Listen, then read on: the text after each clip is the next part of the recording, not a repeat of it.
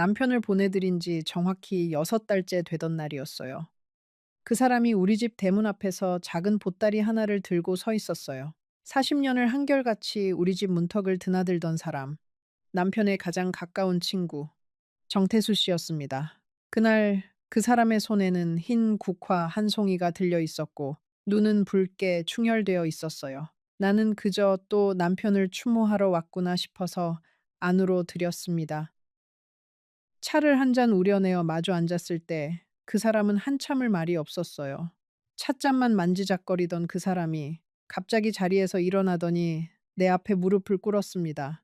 여든을 바라보는 늙은 남자가 여든이 다 된 늙은 여자 앞에서 무릎을 꿇는 모습이라니.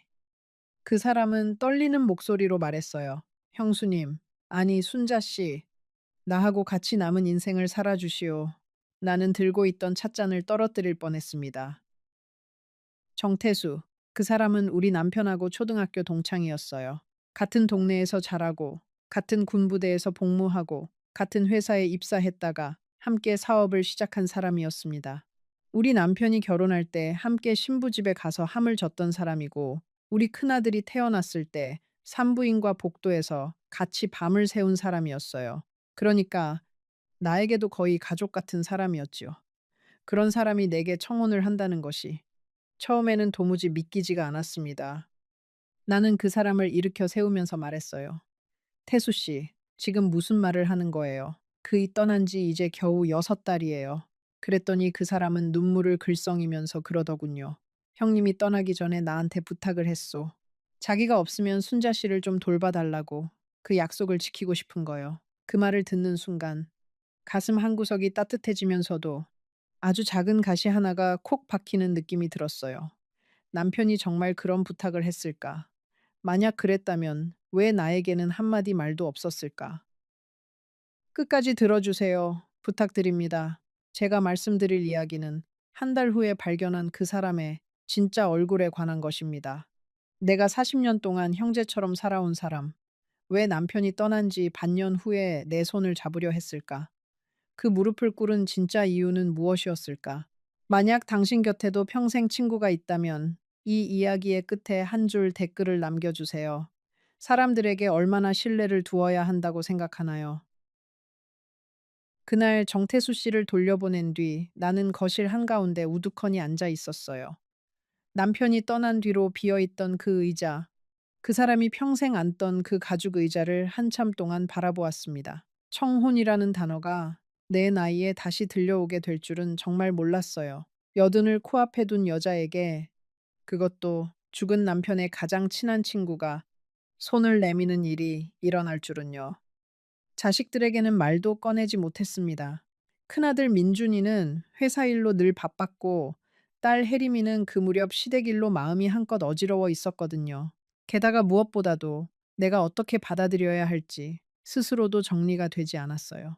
거절하기에는 그 사람이 너무 오래 우리 곁에 있었고 받아들이기에는 너무 일렀습니다. 남편의 자리가 아직 따뜻한데 그 자리에 다른 사람을 앉힌다는 생각은 나에게 죄를 짓는 것만 같았어요.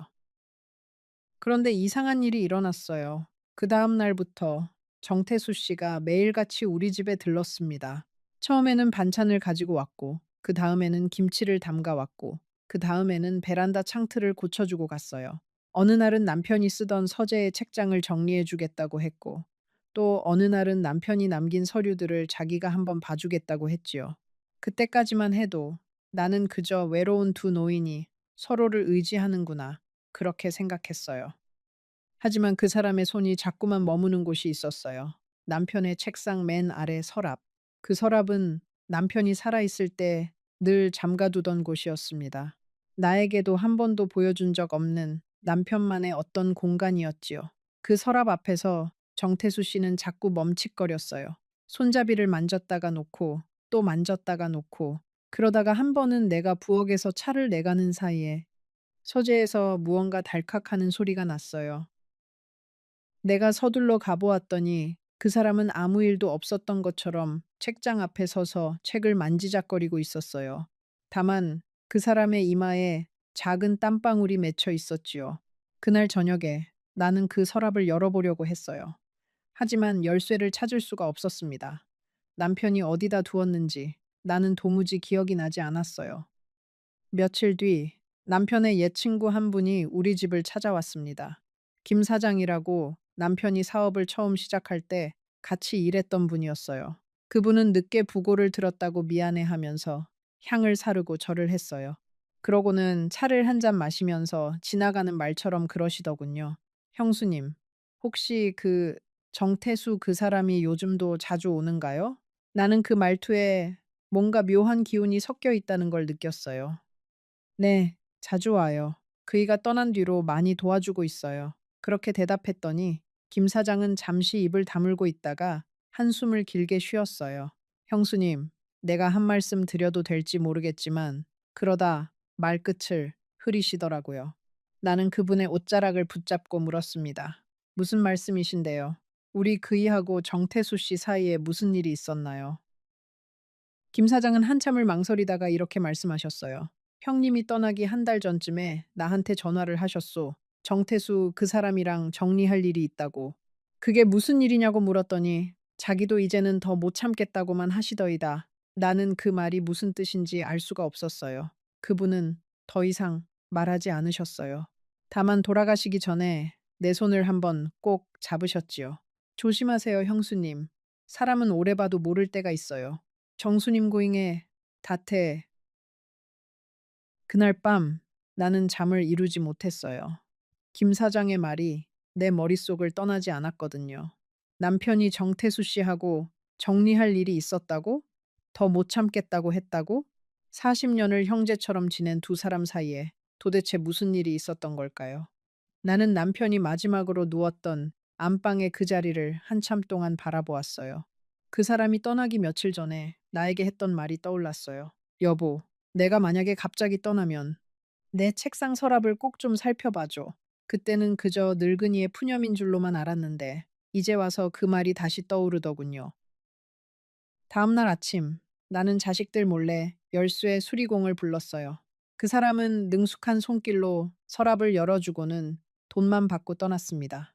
서랍 안에는 누런 봉투 하나 하고 빛바랜 공책 한 권 하고 그리고 작은 통장 하나가 들어 있었어요. 나는 먼저 공책을 펼쳤어요. 남편의 글씨였어요. 또박또박 정성스럽게 쓴 그 글씨를 보는 순간 가슴이 또 한 번 무너졌습니다. 공책에는 날짜와 숫자와 사람 이름들이 빼곡히 적혀 있었어요. 한 페이지, 한 페이지를 넘기면서 나는 점점 손이 떨려왔습니다. 그건 남편의 사업 장부였어요.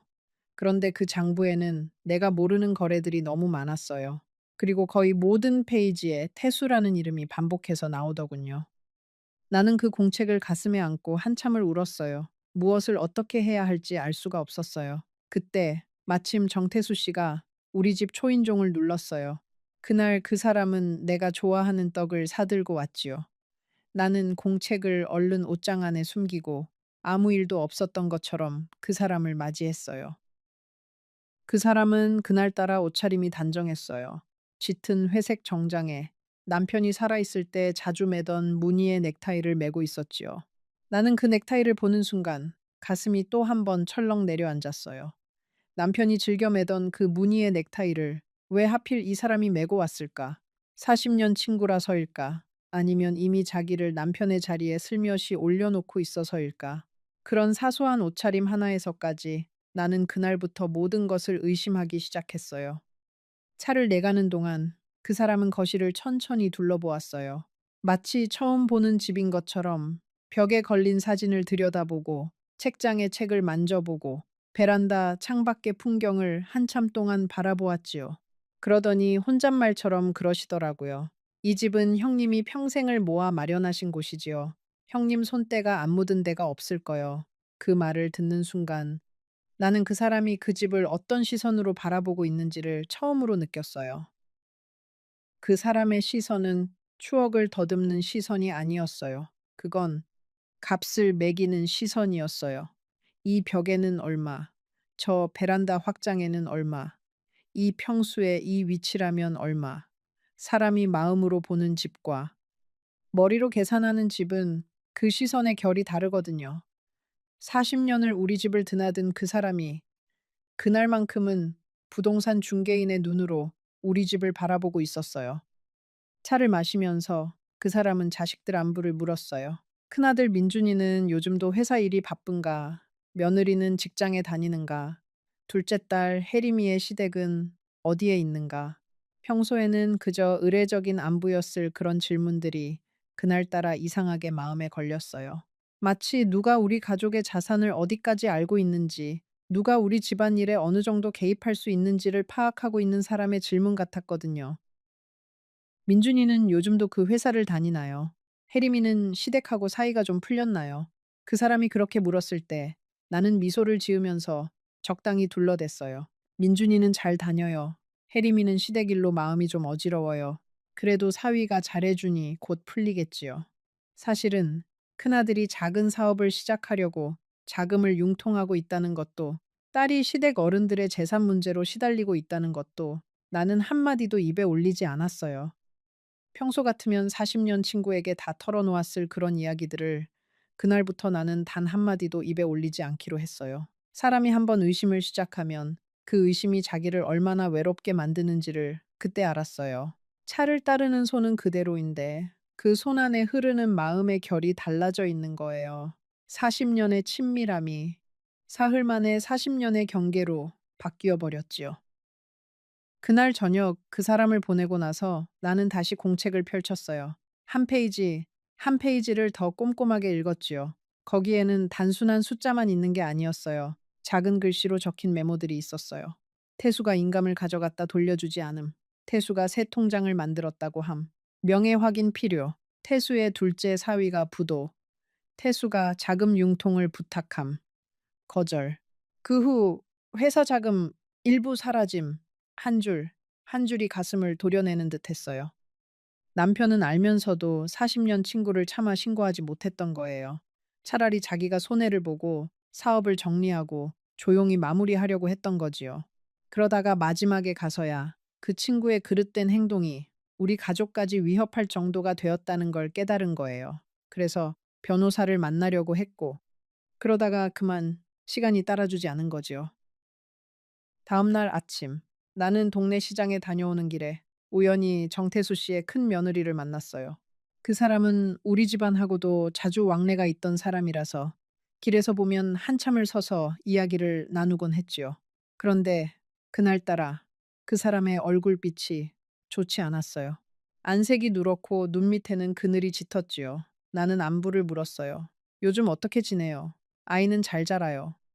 그 사람은 한숨을 길게 쉬면서 그러더라고요. 어머님, 요즘 우리 집안이 좀 어려워요. 시아버님께서 너무 무리하시는 것 같아서요. 이제 와서 갑자기 시골에 집을 사신다는 둥, 새 사업을 또 시작하신다는 둥, 노인이 되어서도 일을 손에서 놓지 못하시네요. 그 말을 듣는 순간 나는 무언가 짚이는 게 있었어요.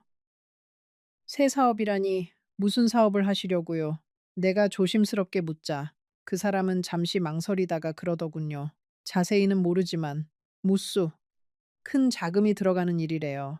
아주버님이 한번 말씀드렸는데 시아버님이 듣지를 않으세요. 가지신 돈을 다 쏟아 부으셔도 모자라다고 새로 또 어디서 자금을 융통해야 한다고만 하시고요. 그 사람의 그 말이 정가를 에이 내가 그동안 의심해온 모든 것을 한꺼번에 또렷이 그려주었어요. 집으로 돌아오는 길에 나는 가게 앞 의자에 앉아서 한참을 쉬었어요. 다리에 힘이 풀려서 도무지 걸을 수가 없었거든요. 정태수 그 사람이 나에게 청혼을 한 것은 외로움 때문이 아니었어요. 40년의 우정 때문도 아니었어요. 자기가 새로 벌이려는 일에 우리 가족의 재산이 필요했던 거예요. 남편이 떠난 뒤에 남겨진 그 돈을 합법적인 방법으로 자기 손에 넣을 가장 빠른 길이 결혼이라는 두 글자였던 거지요. 그날 밤 나는 안방의 천장을 바라보면서 한참을 누워 있었어요. 천장에는 남편이 살아있을 때 새로 발라준 벽지가 그대로 붙어 있었어요. 그 벽지의 무늬를 한 칸 한 칸 세면서 나는 남편에게 말을 걸었어요. 여보, 당신이 지금 어디에 있는지는 모르지만 한 가지만은 약속드릴게요. 당신이 평생을 모아준 이 집을, 자식들에게 물려줄 이 모든 것을 어떤 사람의 손에도 함부로 넘기지 않을 거예요. 그 다음 날부터 나는 한 가지 작은 결심을 했어요. 정태수 씨가 다시 우리 집에 올 때마다 그 사람의 행동 하나하나를 조용히 살펴보기로 한 거예요. 어디를 보는지, 무엇을 만지는지, 무슨 말을 하는지, 어떤 표정을 짓는지. 사람의 진심은 큰 말보다 작은 몸짓에서 더 잘 드러나거든요. 40년 친구의 진짜 얼굴을 보려면 40년 만에 처음으로 그 사람을 새로 만나야 했어요. 며칠 뒤 그 사람이 또 우리 집에 왔어요. 이번에는 두꺼운 책 한 권을 가지고 왔지요. 노인들을 위한 재산 관리 안내서라고 했어요. 순자 씨, 이제 우리 나이가 되면 재산을 정리해 두는 것도 자식들에 대한 예의요. 우리 사이가 정리되면 형님이 남긴 것들도 차근차근 정리합시다. 그 말을 들으면서 나는 미소를 지었어요. 그러면서 마음속으로는 한 글자, 한 글자를 다 적어두고 있었어요. 그 사람은 그날 책상 위에 그 안내서를 펼쳐놓고 페이지마다 자기가 미리 표시해둔 곳을 보여주었어요. 부동산 명의 이전, 예금 계좌 통합, 사업체 양도. 마치 미리 짜놓은 순서대로 우리 가족의 재산을 자기 손으로 옮겨오겠다고 예고하는 듯한 책이었어요. 나는 그 페이지들을 가만히 들여다보았어요. 어떤 페이지에는 그 사람의 메모까지 깨알같이 적혀 있었어요. 자기 글씨로요. 태수 씨, 이 책은 어디에서 구하셨어요? 메모도 직접 하신 거예요. 내가 묻자 그 사람은 살짝 당황하더니, 아, 그건 그저 노인이 되니 미리 공부를 좀 해본 거요. 라고 답했어요. 그러나 그 메모들은 결코 일반적인 노인의 호기심에서 적힌 게 아니었어요. 마치 어떤 일을 미리 준비해 온 사람이 자기 계획표 옆에 일정과 비용을 적어두는 그런 메모였지요. 그날 그 사람이 가고 난 뒤, 나는 그 책을 다시 한번 펼쳐보았어요. 어떤 페이지에는 우리 집 주소의 일부가 적혀 있었고, 어떤 페이지에는 남편이 운영하던 회사의 사업자 등록번호 일부가 적혀 있었어요. 그저 우연히 적힌 숫자라고 하기에는 너무 자세했어요. 그 사람은 이미 우리 가족의 재산 구조를 거의 다 파악해둔 상태였던 거예요. 여러분, 사람의 마음이라는 게 정말 무서운 거예요. 40년 동안 같은 식탁에서 밥을 먹고, 같은 거실에서 명절을 보내고, 같은 아이들의 자라는 모습을 함께 지켜본 사람이 어느 순간부터인가 우리 가족의 재산을 자기 머릿속에 차곡차곡 정리해두고 있었다는 사실을 마주하는 일은 그저 충격이라는 한 단어로 표현할 수 있는 게 아니었어요. 그 다음 주 일요일 큰아들 민준이가 오랜만에 우리 집에 왔어요. 며느리하고 손자, 손녀까지 다 함께요. 정태수 씨도 그날 함께 식사를 하기로 했지요. 식탁 위에 음식을 차리는 동안 나는 며느리에게 부엌일을 부탁하고 잠시 안방에 들어와 있었어요. 가슴이 너무 두근거려서 평정심을 가다듬어야 했거든요. 식탁에 둘러앉았을 때 정태수 씨는 손자, 손녀에게 일일이 봉투를 건넸어요. 봉투 안에는 두툼한 돈이 들어 있었지요. 아이들은 좋아서 어쩔 줄 몰랐고 며느리는 황송해하면서도 받아도 되는지 망설였어요. 그러자 그 사람이 그러더군요. 아유, 이 정도가 뭐 그리 큰 거라고. 앞으로 자주 보게 될 텐데 미리 인사하는 거지. 그 한마디에 아이들은 환하게 웃었고 민준이의 표정도 한층 풀렸어요. 나는 그 모습을 가만히 바라보았어요. 그 사람은 40년 동안 그렇게 해왔어요. 자식들에게 봉투를 주고 작은 선물을 손에 들리고 따뜻한 한마디로 마음을 잡고 그 모든 친절들이 그동안 진심이었는지 아니면 어떤 계산의 일부였는지를 나는 더 이상 가늠할 수가 없었어요. 사람의 친절이 진심인지 계산인지를 분간할 수 없게 되는 순간 그동안의 모든 친절은 빛을 잃어버려요. 식사가 끝나고 나서 정태수 씨는 민준이를 잠깐 서재로 데려갔어요. 두 사람이 한참을 이야기하는 동안 나는 부엌에서 며느리와 함께 설거지를 했지요. 한참 만에 서재에서 나온 민준이의 얼굴빛이 좋지 않았어요.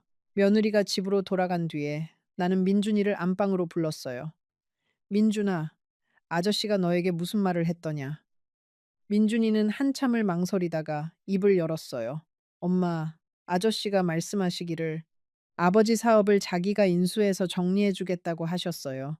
그리고 엄마하고 곧 결혼을 하실 거니까 자식들도 마음의 준비를 좀 하라고요. 그러시면서 우리 사업 자금이 부족하면 본인이 좀 융통해 주겠다고 하시더라고요. 다만 그 대가로 어떤 서류에 도장을 좀 찍어 달라고요. 민준이의 목소리가 끝부분에서 떨렸어요. 나는 천천히 물었어요. 그 서류가 어떤 서류였더냐? 민준이는 잠시 망설이다가 대답했어요. 어머니 명의로 되어 있는 부동산하고 아버지 회사 지분에 대한 위임장이래요. 어머니가 도장을 찍기 전에 자식들이 먼저 동의해주면 일이 수월해진다고요. 나는 그 말을 듣는 순간 머리가 핑 돌았어요. 그 사람은 이미 한 단계 한 단계 자기 계획을 실행에 옮기고 있었던 거예요. 민준아, 너는 뭐라고 대답했니? 내가 묻자 민준이는 고개를 떨궜어요. 엄마, 저는 아저씨를 평생 친아저씨처럼 여겨왔잖아요. 의심하기가 어려웠어요. 그래서 일단 어머니하고 의논해 본다고만 했어요. 나는 민준이의 손을 꼭 잡았어요. 잘했다. 의심을 못한 게 아니라 끝까지 사람을 믿어주려 한 거니까. 그래도 이제는 엄마 말을 잘 들어야 한다. 그날 밤 나는 민준이에게 모든 것을 다 이야기해 주었어요. 안경 집안의 글, 공책 속의 장부, 박 회계사님의 말씀, 그리고 며느리에게서 들은 새 사업 이야기까지. 민준이는 내 이야기를 다 듣고 나서 한참을 두 손에 얼굴을 묶고 있었어요. 그러더니 작은 목소리로 그러더라고요. 엄마, 우리 아버지가 떠나기 전에 얼마나 외로우셨을까요?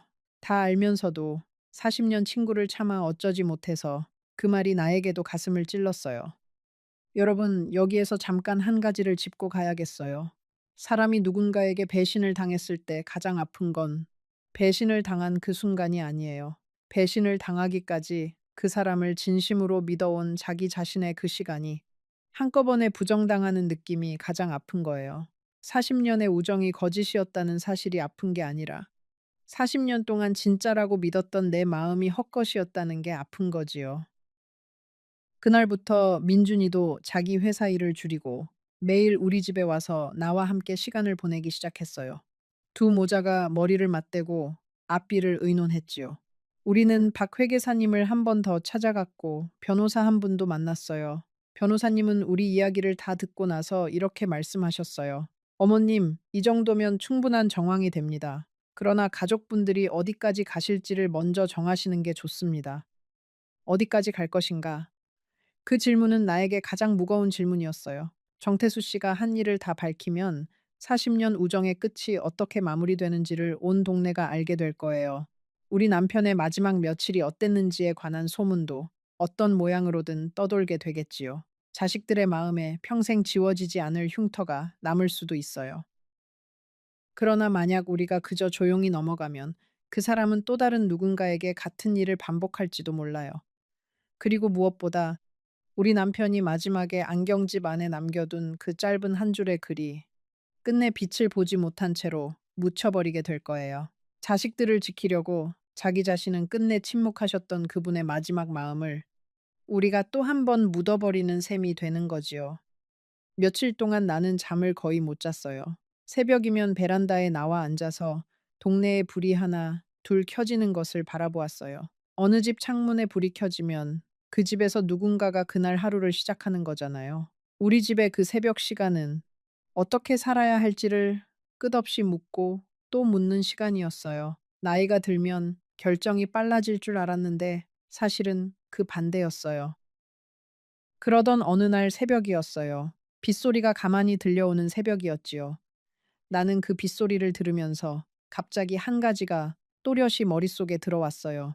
우리 남편이 떠나기 며칠 전 정태수 씨와 함께 다녀온 그곳이 어디였을까? 그날 밤 남편의 얼굴빛이 왜 그렇게 어두웠을까? 그리고 왜 그 사람은 오늘까지 그 일에 대해 한마디도 입에 올리지 않았을까? 나는 그날 아침 박 회계사님께 전화를 걸어 하나만 더 부탁드렸어요. 남편이 떠나기 며칠 전 회사 통장에서 큰 금액이 빠져나간 적이 있는지를 확인해 달라고요. 박 회계사님은 한참을 자료를 뒤지셨다가 떨리는 목소리로 그러시더라고요. 어머님, 떠나시기 사흘 전에 큰 금액이 한 곳으로 송금된 기록이 있습니다. 받는 사람의 이름은 모르는 이름인데 그 통장의 거래처가 정태수 씨의 사위가 운영하던 회사로 추정됩니다. 여러분, 여기까지 들으시면 어렴풋이 그림이 그려지실 거예요. 그러나 나는 그 그림을 끝까지 다 그리지 않으려고 해요. 어떤 그림은 끝까지 다 그리지 않을 때 더 많은 것을 말해주는 법이거든요. 우리 남편이 떠나기 사흘 전에 정태수 씨와 함께 다녀온 그곳에서 두 사람 사이에 무슨 말이 오갔는지를 나는 짐작은 할 수 있지만 끝내 알지는 못해요. 다만 한 가지는 분명해요. 우리 남편은 마지막 며칠 동안 40년 친구의 손에 의해 자기가 평생 일군 모든 것이 한꺼번에 무너져 내릴지도 모른다는 두려움을 견디고 있었다는 것. 그리고 그 두려움 속에서도 끝까지 그 친구를 법정에 세우지 않겠다는 결정을 혼자서 내리려고 하셨다는 것. 그 결정의 무게를 어쩌면 그분의 몸이 끝까지 견뎌내지 못한 거예요. 나는 그날 아침 더 이상 침묵하지 않기로 결심했어요. 우리 남편이 자식들을 지키려고 침묵하셨다면 나는 그 자식들의 어머니로서 또 다른 침묵을 선택해야 한다는 걸 알았어요. 그러나 그 침묵은 사실을 묻어버리는 침묵이 아니라 사람을 살려두는 침묵이어야 했어요. 그 둘은 비슷해 보이지만 결이 완전히 다른 침묵이에요. 여러분, 거짓말이라는 게 참 신기한 거예요. 40년을 진심으로 대해온 사람 앞에서 처음으로 거짓 표정을 짓던 그 순간을 나는 평생 잊지 못할 거예요. 차를 따르는 내 손이 떨리지 않도록, 웃는 입꼬리가 어색하지 않도록 얼마나 안간힘을 썼는지 모릅니다. 그 사람은 그날따라 유난히 친절했고 유난히 다정했어요. 자꾸만 우리가 함께할 미래에 관해 이야기했지요. 순자 씨, 이 집은 너무 크고 외로워요. 우리가 함께 살 새 집을 알아보면 어떨까요? 한적한 시골에 작은 정원이 있는 집으로. 그러면서 그 사람은 이 집을 정리하면 어떻겠냐고 했어요. 남편이 남긴 사업체도 자기가 인수해서 정리해 주겠다고 했어요. 통장이며 부동산이며 자기가 다 알아서 처리할 테니 순자 씨는 그저 편안하게 지내기만 하라고요. 그 말을 들으면서 나는 미소를 지었어요. 하지만 속에서는 차가운 무언가가 천천히 차오르고 있었어요. 40년 동안 내 곁에서 형제처럼 지낸 사람의 입에서 어쩌면 이렇게도 자연스럽게 그런 말들이 흘러나올 수 있는지. 나는 그날 저녁 그 사람을 보내고 나서 옷장에서 공책을 꺼내 다시 펼쳤어요. 공책 뒷장에는 남편의 필체로 짧은 문장 하나가 적혀 있었어요. 태수가 가져간 돈, 결국 못 받아낼 것 같다. 이대로 두면 우리 식구가 다친다. 변호사를 만나야겠다. 그 문장 옆에 적힌 날짜는 남편이 떠나기 정확히 일주일 전이었어요. 여러분, 그날 밤 내가 어떤 심정이었는지 짐작이 가시나요? 40년이라는 세월이 단 한 줄의 문장 앞에서 산산이 부서져 내리는 느낌이었어요. 나는 그 공책을 가슴에 안고 그 가죽 의자에 앉아서 새벽이 올 때까지 꼼짝도 하지 않았어요. 무엇이 진실이고 무엇이 거짓인지 도무지 분간이 가지 않았거든요. 다음 날 나는 남편의 회계일을 봐주던 박 회계사님을 만나러 갔어요. 그분은 나를 보더니 깜짝 놀라셨어요. 형수님, 어쩐 일이세요? 그렇지 않아도 한번 찾아뵙고 싶었습니다. 나는 공책을 꺼내 보여드렸어요. 그분은 나를 보더니 깜짝 놀라셨어요. 나는 나를 보여드렸어요. 박 회계사님은 안경을 고쳐 쓰고 한 페이지 한 페이지를 천천히 넘기셨어요. 그러더니 잠시 고개를 떨구셨지요. 형수님, 마음 단단히 잡수셔야 합니다. 그분이 말씀하셨어요. 이 장부에 적힌 거래들은 정태수, 그 사람이 형님 모르게 회사 자금을 빼돌린 기록이에요. 형님은 떠나시기 직전에 이 사실을 다 알아내셨던 모양입니다. 그래서 저한테도 한번 의논을 하시려고 했는데 미처 자리를 잡지 못하고 떠나신 거예요. 그분의 목소리가 떨리고 있었어요.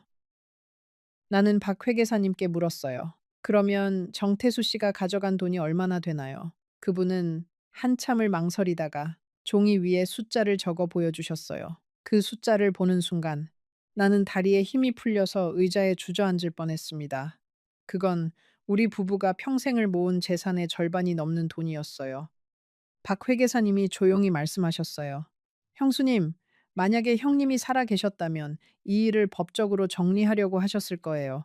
그런데 형님이 갑자기 떠나시면서 이 모든 게 어둠 속에 묻혀버린 겁니다. 정태수. 그 사람은 지금 자기 입장에서 가장 안전한 길을 찾고 있는 거고요. 나는 무슨 뜻이냐고 물었어요. 형수님, 만약에 형수님이 그 사람과 재혼을 하시게 되면 형님이 남긴 재산도, 회사도, 그리고 이 장부도 전부 그 사람의 영향력 아래로 들어가게 됩니다. 그렇게 되면 그 사람이 한 일은 영원히 묻히게 되는 거예요. 박 회계사님의 그 말이 내 가슴 한가운데를 쇠망치로 내려치는 것 같았어요. 집으로 돌아오는 길에 나는 버스 창밖을 한참 동안 바라보았어요. 거리에는 평범한 사람들이 평범하게 걸어 다니고 있었어요. 그 사람들 가운데 누구도 40년 친구에게 배신당한 사람의 마음을 알지 못할 거예요. 나는 그 자리에 앉아서 남편의 마지막 며칠을 다시 떠올려 보았어요. 남편이 떠나기 일주일 전, 그 사람은 유난히 말이 없었어요. 평소에는 저녁이면 거실에서 텔레비전을 보다가 늦은 밤에 안방으로 들어오던 사람이었는데, 그 무렵에는 서재에서 밤늦게까지 무언가를 쓰고 있었어요. 한 번은 내가 야식을 들고 들어갔더니 그 사람이 황급히 종이를 서랍에 집어넣는 모습을 본 적이 있어요. 그때는 그저 사업 걱정이 많은가 보다 했지요. 그리고 떠나기 사흘 전이었어요. 남편은 정태수 씨와 함께 어딘가에 다녀온다고 나갔습니다. 두 사람은 그날 밤늦게 돌아왔는데 남편의 얼굴빛이 아주 어두웠어요. 정태수 씨는 평소보다 더 큰 소리로 웃고 더 자주 어깨를 두드렸지요. 나는 그날 밤 남편에게 물었어요. 여보, 무슨 일 있어요? 남편은 잠시 나를 바라보더니 이렇게 말했어요. 여보, 사람은 끝까지 봐야 알아. 그게 남편이 나에게 남긴 거의 마지막 말이었어요. 여러분, 잠시 숨을 고르고 들어주세요. 40년이라는 시간이 사람의 본 모습을 다 보여주지 못한다는 사실이 그 사실이 얼마나 무서운지를 그때 나는 처음으로 알았어요. 우리는 살면서 수많은 사람을 만나고 그 사람들을 안다고 믿어요. 하지만 정말로 우리가 아는 건 그 사람들이 우리에게 보여주기로 선택한 모습뿐인 거예요.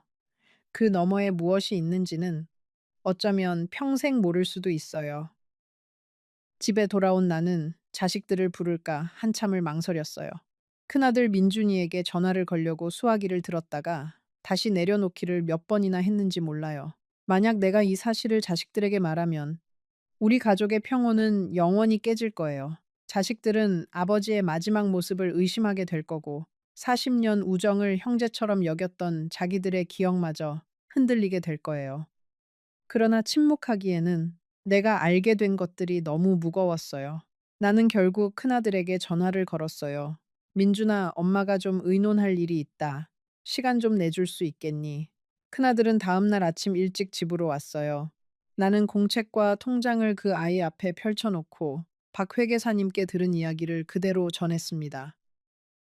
내 이야기를 듣는 동안 민준이의 얼굴은 점점 굳어졌어요. 마지막에 가서는 손을 부들부들 떨었지요. 그 아이는 자기 아버지가 살아있을 때 정태수 아저씨를 친아저씨처럼 따랐던 아이예요. 어렸을 때 처음 자전거 타기를 배운 것도 그 아저씨에게서였고, 대학 합격 소식을 가장 먼저 자랑한 사람도 그 아저씨였지요.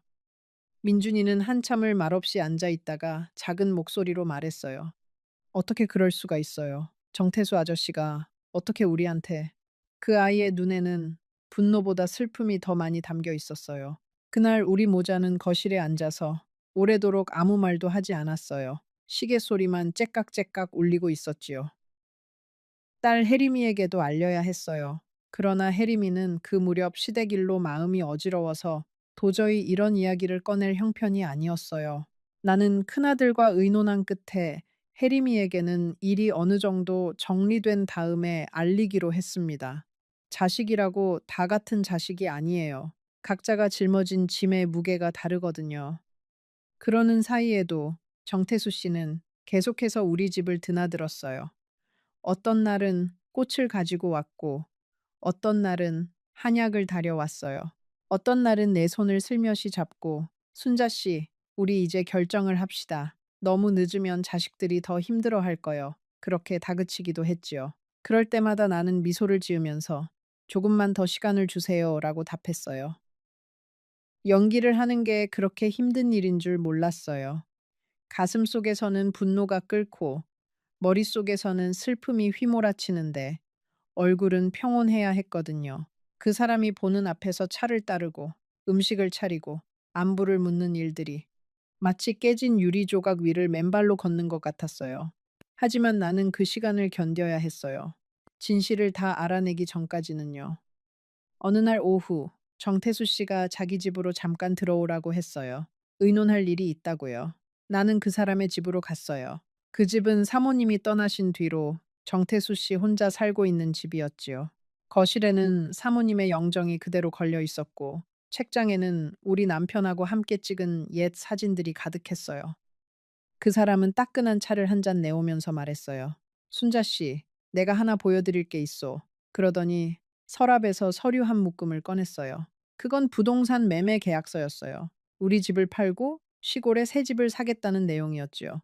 그런데 그 매수인 이름란에는 우리 집이 정태수 그 사람 명의로 옮겨지는 것으로 적혀 있었어요. 순자 씨, 이건 우리 둘의 미래를 위한 거요. 결혼을 하면 어차피 한 식구가 되는 거니까 미리 정리해 두는 게 낫지 않겠소. 그 사람은 그렇게 말하면서 도장을 찍을 자리를 손가락으로 짚었어요. 나는 그 종이를 한참 동안 내려다보았어요. 40년 친구의 진짜 얼굴이 그 한 장의 종이 위에 너무도 또렷이 적혀 있었어요. 나는 미소를 지으면서 말했어요. 태수 씨, 이렇게 중요한 일은 자식들하고도 의논을 해야지요. 며칠만 시간을 주세요. 다음 주에 다시 와서 차근차근 이야기합시다. 그 사람은 살짝 못마땅한 표정을 지었지만 결국 알겠다고 했어요. 그 집을 나오면서 나는 다리가 후들거려서 한참을 가로등 아래에 서 있어야 했어요. 여러분, 사람이 사람을 의심한다는 게 얼마나 외로운 일인지 아세요? 40년 동안 형제처럼 여겨온 사람이 사실은 내 남편의 등 뒤에서 무엇을 해왔는지를 마주하는 일은 마치 거울 속에 내 얼굴이 갑자기 낯선 사람의 얼굴로 바뀌어 있는 것을 보는 것과 같았어요. 그 외로움은 누구에게도 나눠줄 수가 없었어요.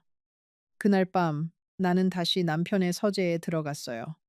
책상 위에 남편의 사진을 올려놓고 향을 한 자루 사르고 그 앞에 무릎을 꿇고 앉았어요. 여보, 당신이 마지막에 나한테 무슨 말을 하고 싶었던 거예요. 당신이 떠나기 전에 다 말해주지 그랬어요. 사진 속의 남편은 그저 묵묵히 웃고만 있었지요. 그때 책상 위에 놓여 있던 남편의 안경집이 눈에 들어왔어요. 평소에는 그저 안경만 들어있던 그 안경집을 나는 왠지 모르게 한번 열어보고 싶어졌어요. 안경을 꺼내자 그 아래에 작게 접힌 종이 한 장이 있었어요. 누렇게 변색된 그 종이를 펼치는데 손가락이 자꾸만 떨렸어요.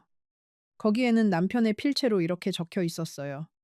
여보, 내가 만약 갑자기 떠나면 태수를 가까이 두지 마시오. 그 사람은 나에게 못할 짓을 한 사람이오. 자식들을 지키시오. 미안하오. 다 말해주지 못해서. 그 짧은 글을 다 읽고 나서 나는 그 종이 위에 한참을 엎드려 울었어요. 남편은 알고 있었어요. 자기가 떠난 뒤에 정태수, 그 사람이 어떻게 움직일지를. 어쩌면 떠나기 며칠 전부터 자기 몸이 더 이상 버티지 못할 것을 예감하고 있었는지도 몰라요.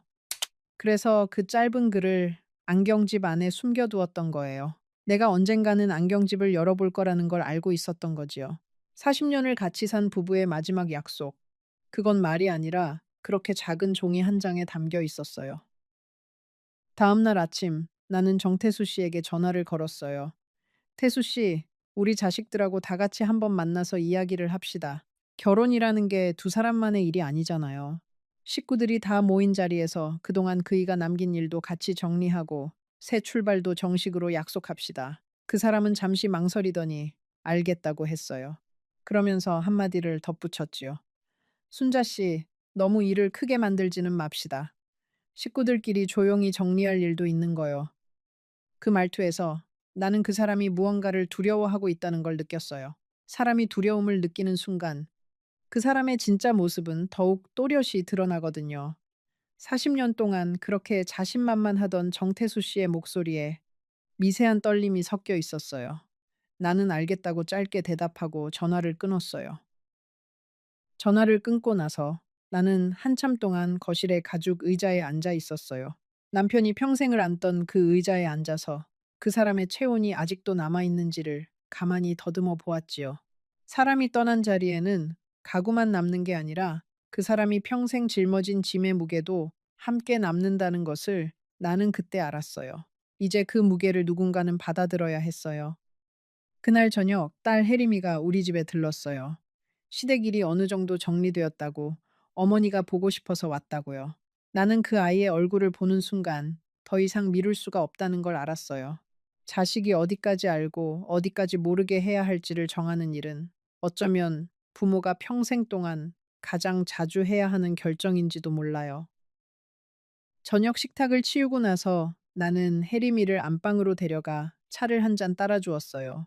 그러고는 천천히 정태수 씨의 청원 이야기부터 시작해서 공책 이야기, 안경집안의 글, 박 회계사님께 들은 이야기, 그리고 며칠 전에 알게 된 송금 기록까지를 다 들려주었어요.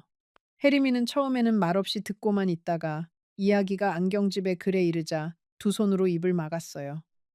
엄마, 아저씨가 정말 그런 사람이었어요. 저는 어렸을 때 아저씨가 사주신 자전거를 타고 학교에 다녔잖아요. 명절마다 우리 집에 와서 아빠랑 술잔을 기울이시던 그 모습이 그게 다 거짓이었다는 거예요. 혜림이의 눈에서 굵은 눈물이 한 방울씩 떨어졌어요. 그 아이는 결혼한 뒤로 좀처럼 우는 모습을 보여주지 않던 아이였는데 그날 밤에는 어린 시절의 그 작은 혜림이로 돌아간 듯이 울었어요. 혜림아, 다 거짓이었다고는 엄마도 말 못한다. 사람의 마음에는 진심도 있고 거짓도 같이 들어있을 때가 많아. 어쩌면 어렸을 때 너에게 자전거를 사주시던 그 순간만큼은 진심이었을지도 몰라. 그 진심하고 나중에 그 사람이 한 일은 따로 떼어서 봐야 한단다. 안 그러면 우리 마음이 너무 힘들어진다. 그렇게 말하면서 나는 그 아이의 등을 천천히 쓸어주었어요. 혜림이는 한참 만에 눈물을 닦으면서 그러더라고요. 엄마, 그러면 우리는 이제 어떻게 해요? 나는 그 아이에게 말했어요. 조용히, 그러나 단호하게 정리할 거다. 동네에 소문이 나게 만들지는 않을 거고, 그렇다고 그 사람이 한 일을 없었던 일로 만들지도 않을 거야. 그 두 가지 사이의 어느 지점에서 우리 가족의 이름과 너희 아버지의 이름을 같이 지킬 방법을 찾을 거다. 며칠 사이에 우리 가족은 조용히 움직였어요. 변호사님과 박 회계사님의 도움을 받아서 남편이 남긴 재산의 명의를 차례차례 정리했어요. 부동산 일부는 자식들 명의로 옮기고 회사 지분은 외부 감사를 거치도록 했지요. 그리고 정태수 씨가 미리 만들어둔 그 위임장 양식은 완임에 우리가 다 알고 있다는 사실을 그 사람에게 직접 알릴 자리를 만들기로 했어요. 그 사이에도 정태수 씨는 거의 매일같이 전화를 걸어왔어요. 순자 씨, 결정이 어떻게 되어가요? 자식들하고 의논은 다 끝났어요. 시골에 봐둔 집은 다른 사람이 살까봐 마음이 급한데요. 그 목소리에는 점점 초조함이 묻어나기 시작했어요. 40년 친구의 그 다정한 목소리 뒤에 숨어있던 또 다른 목소리가 그 무렵부터 슬며시 모습을 드러내기 시작했지요. 한 번은 그 사람이 약속도 없이 우리 집에 불쑥 찾아왔어요. 손에는 작은 도장 가게에서 새로 새긴 듯한 도장 하나가 들려 있었어요. 순자 씨, 이거 한번 봐주시오. 두 사람 이름이 같이 새겨져 있는 도장이요. 인생의 새 출발을 기념하는 의미로 우리 둘이 하나의 도장을 같이 쓰자는 거요. 그러면서 그 사람은 그 도장을 내 손에 슬그머니 쥐어주려고 했어요. 나는 그 도장을 받지 않았어요. 그저 두 손을 무릎 위에 가지런히 모은 채로 그 사람을 똑바로 바라보았지요. 40년 동안 한 번도 그렇게 똑바로 바라본 적이 없는 눈빛으로요. 그 사람은 살짝 움찔하더니 도장을 든 손을 천천히 내렸어요. 왜 그러시오? 순자 씨, 내가 무슨 잘못이라도 했소? 그렇게 묻는 그 사람의 목소리에는 처음으로 두려움이 섞여 있었어요. 태수 씨, 며칠 후에 자식들이 다 모이는 자리를 만들었어요. 그날 우리 함께 의논합시다. 인생의 새 출발도 그이가 남긴 일들도 다 그 자리에서 정리하기로 해요. 내가 그렇게 말하자 그 사람은 잠시 망설이다가 알겠다고 했어요. 그러나 그 사람의 등이 우리 집 대문을 나가는 모습을 바라보면서 나는 알 수 있었어요. 그 사람도 무언가가 잘못 돌아가고 있다는 것을 직감하고 있다는 걸요. 그날 밤이었어요. 한밤중에 전화벨이 울렸어요. 받았더니 정태수 씨였어요. 평소와는 다른 목소리였지요. 거칠고 조급하고 무언가에 쫓기는 듯한 목소리였어요. 순자 씨, 자식들 모이는 자리 말이오. 우리 둘이 먼저 만나서 이야기 좀 합시다. 자식들 앞에서는 어른들끼리의 일을 다 꺼내기가 좀 그렇잖소. 그 말을 듣는 순간 나는 그 사람이 무언가를 무마하고 싶어 한다는 걸 느꼈어요. 태수 씨, 어른들끼리의 일은 자식들 앞에서 정리하는 게 가장 깨끗한 거예요. 자식들이 모르는 어른들의 약속이 많을수록 자식들이 나중에 짊어지는 짐이 무거워지는 법이거든요. 며칠만 기다려 주세요. 그 자리에서 다 정리합시다. 그렇게 말하고 전화를 끊었어요. 그날 밤 나는 한참을 안방의 어둠을 바라보면서 마음을 다잡았어요. 자식들 앞에서 40년 친구의 가면을 벗기는 일은 어머니로서도 견디기 어려운 일이거든요. 그 다음 날부터 사흘 동안 나는 자식들과 함께 그날의 자리를 어떻게 진행할지를 차근차근 의논했어요. 어디까지 말할지, 어디서 멈출지, 그 사람의 어떤 반응에 어떻게 대응할지. 마치 결혼식이나 회가변을 준비하듯이 우리는 그 자리의 순서를 하나하나 정리했지요. 그러나 이번에 우리가 준비한 것은 잔치가 아니라 40년의 우정에 대한 마지막 작별식이었어요. 며칠 뒤 우리 집 거실에 다 같이 모였어요. 큰아들 민준이와 며느리, 그리고 딸 혜림이와 사위까지요. 정태수 씨는 평소보다 더 단정한 양복을 입고 왔어요. 손에는 자식들에게 줄 선물도 들고 있었고요. 그 사람은 자식들을 보자마자 환하게 웃으면서 어렸을 때의 일들을 이야기했어요. 자전거를 가르쳐 주던 일, 운동회에 함께 가던 일, 대학 합격 때 같이 축하해 주던 일들을요. 자식들의 얼굴이 잠시 부드러워졌어요. 하지만 그 부드러움은 오래가지 않았어요. 내가 천천히 입을 열었거든요. 태수 씨, 결혼 이야기를 본격적으로 시작하기 전에 그이가 남긴 일들을 먼저 짚고 넘어갑시다. 그러면서 나는 공책과 통장과 안경집 속의 종이를 식탁 위에 천천히 꺼내 놓았어요. 정태수 씨의 얼굴이 그 순간 어떻게 변하던지요. 마치 가면이 한 겹 한 겹 벗겨지는 것 같았어요. 그 사람은 한참을 말없이 그 종이들을 내려다보다가 이윽고 어색하게 웃었어요. 순자 씨, 이게 다 무슨 오해요. 그건 다 옛날에 형님하고 정리가 끝난 일이요. 그러나 그 말에는 더 이상 40년 우정의 다정함이 묻어 있지 않았어요. 큰아들 민준이가 자리에서 일어났어요. 아저씨, 우리 아버지가 떠나기 전에 어머니께 남기신 글이에요. 그리고 이 장부는 박 회계사님께서 직접 확인해 주신 거고요. 오해라고 하시기 전에 한 줄씩 같이 읽어볼까요? 민준이의 목소리는 차분했지만 그 안에는 단단한 얼음 같은 무언가가 들어 있었어요. 정태수 씨는 자리에서 일어나려고 했어요. 그 순간 평소 조용하던 딸 혜림이가 입을 열었어요. 아저씨, 앉으세요. 한번 끝까지 들어보세요. 우리 어머니가 40년 동안 아저씨한테 어떤 마음으로 차를 끓여드렸는지 아세요? 혜림이의 눈에는 눈물이 그렁그렁 맺혀 있었어요. 그 아이의 그 목소리에 그 사람은 결국 다시 자리에 앉았어요. 그날 우리 집 거실에서 무슨 말들이 오갔는지를 나는 다 적을 수가 없어요. 어떤 말은 너무 무거워서 차마 옮기지 못하겠고, 어떤 말은 너무 슬퍼서 다시 떠올리고 싶지 않거든요. 다만 그 자리에서 정태수 씨는 자기가 우리 남편의 사업 자금을 오랫동안 빼돌렸다는 사실을 인정했어요. 그리고 우리 남편이 떠나기 며칠 전 두 사람 사이에 큰 다툼이 있었다는 사실도요. 내가 가장 견디기 힘들었던 말은 그 사람의 마지막 변명이었어요. 형수님, 나도 어쩔 수가 없었소. 우리 아이들이 사업에 실패해서 진 빚이 산더미였소. 형님한테는 차마 말을 못했고, 그래서 그저 잠깐만 빌리는 셈 치고 그 사람은 그렇게 말끝을 흐렸어요. 평생을 함께한 친구의 자식을 도와주지 못한 죄책감이 자기 잘못을 정당화하는 이유가 되어 있더군요. 나는 그 사람에게 조용히 물었어요. 그래서 그이가 그 사실을 다 알아냈을 때 태수 씨는 그이한테 뭐라고 했나요? 그이가 떠나기 사흘 전에 두 분이 어디에 다녀오셨나요? 그날 밤 그이의 얼굴이 왜 그렇게 어두웠나요? 그 사람은 대답을 하지 못했어요. 그저 얼굴을 두 손에 묶고 어깨를 떨었어요. 큰아들 민준이가 천천히 말했어요. 아저씨, 우리 아버지가 정확히 무슨 마음으로 떠나셨는지를 아저씨는 알고 계시지요. 그날 아저씨하고 함께 다녀오신 곳에서 두 분 사이에 무슨 일이 있었는지를 우리는 그걸 굳이 파헤치지 않겠습니다. 그건 우리 아버지가 마지막에 침묵을 선택하신 일이니까요. 민준이의 그 한마디에 정태수 씨는 결국 흐느끼기 시작했어요. 여러분, 이 부분에서 잠시 멈추고 한번 생각해 보세요. 우리 인생에는 가끔 그런 순간이 있어요. 진실을 다 말할 수 있는데도 그 진실을 끝까지 다 꺼내지 않는 순간 말이에요. 그건 용서일 수도 있고, 두려움일 수도 있고, 또는 자식들을 지키기 위한 부모의 마지막 선택일 수도 있어요.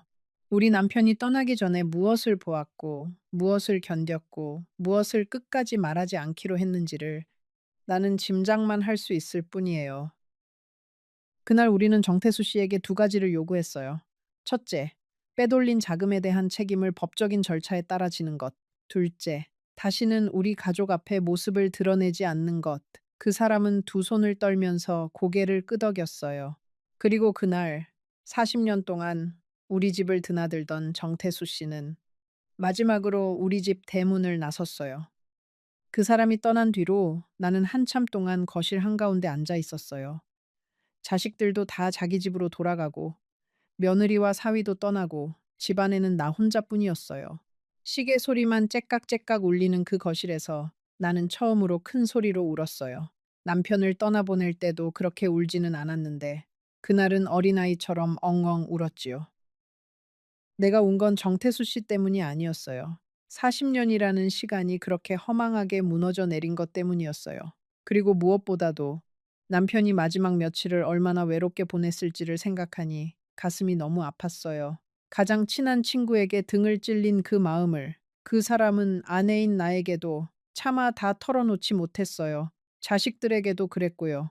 그저 안경집 안에 짧은 글 한 장을 숨겨두고는 혼자 그 무게를 다 안고 떠난 거예요. 그날 이후로 우리 가족의 일상은 천천히 제자리로 돌아왔어요. 큰아들 민준이는 박 회계사님과 함께 아버지의 사업을 정리했고, 딸 혜림이는 시댁일을 마무리하고 나서야 아버지와 아저씨 사이의 일을 다 알게 되었지요. 혜림이는 그 이야기를 듣고 며칠을 잠을 못 잤어요. 그 아이는 자기가 어렸을 때 정태수 아저씨 손을 잡고 시장에 가던 일이며 함께 사진을 찍던 일들을 모두 다시 떠올려야 했거든요. 정태수 그 사람은 자기가 빼돌린 돈의 일부를 가족 명의의 부동산을 정리해서 우리에게 돌려주었어요. 나머지는 결국 다 받아내지 못했지요. 그렇지만 우리는 더 이상 그 일을 파고들지 않기로 했어요. 우리 남편이 마지막에 선택한 침묵을 우리도 따르기로 한 거예요. 어떤 일은 끝까지 밝히는 것보다 적당한 선에서 묻어두는 것이 가족을 지키는 길이 되기도 하거든요. 세월이 흘러서 어느 날 정태수 씨가 돌아가셨다는 부고를 들었어요. 그 부고를 들었을 때 나는 별다른 감정이 들지 않았어요. 미움도 분노도 슬픔도 그저 다 사그라들어 있었어요. 그 사람의 자식들이 우리 집에 한번 찾아왔지요. 그 자식들은 자기 아버지가 마지막에 어머니께 큰 죄를 지었다는 사실을 늦게서야 알았다고 어머니께 무릎을 꿇고 사죄했어요. 나는 그 자식들을 일으켜 세워주었어요. 아버님의 죄는 아버님의 것이지 너희들의 것이 아니다. 너희들도 어려서부터 우리 집 식구처럼 자란 아이들 아니냐. 이 할미 마음에는 너희들을 미워하는 마음이 한 점도 없다. 그 아이들은 한참을 울다가 돌아갔어요. 그날 저녁 식탁에 앉아서 나는 처음으로 평온한 마음으로 한 끼를 먹을 수 있었어요.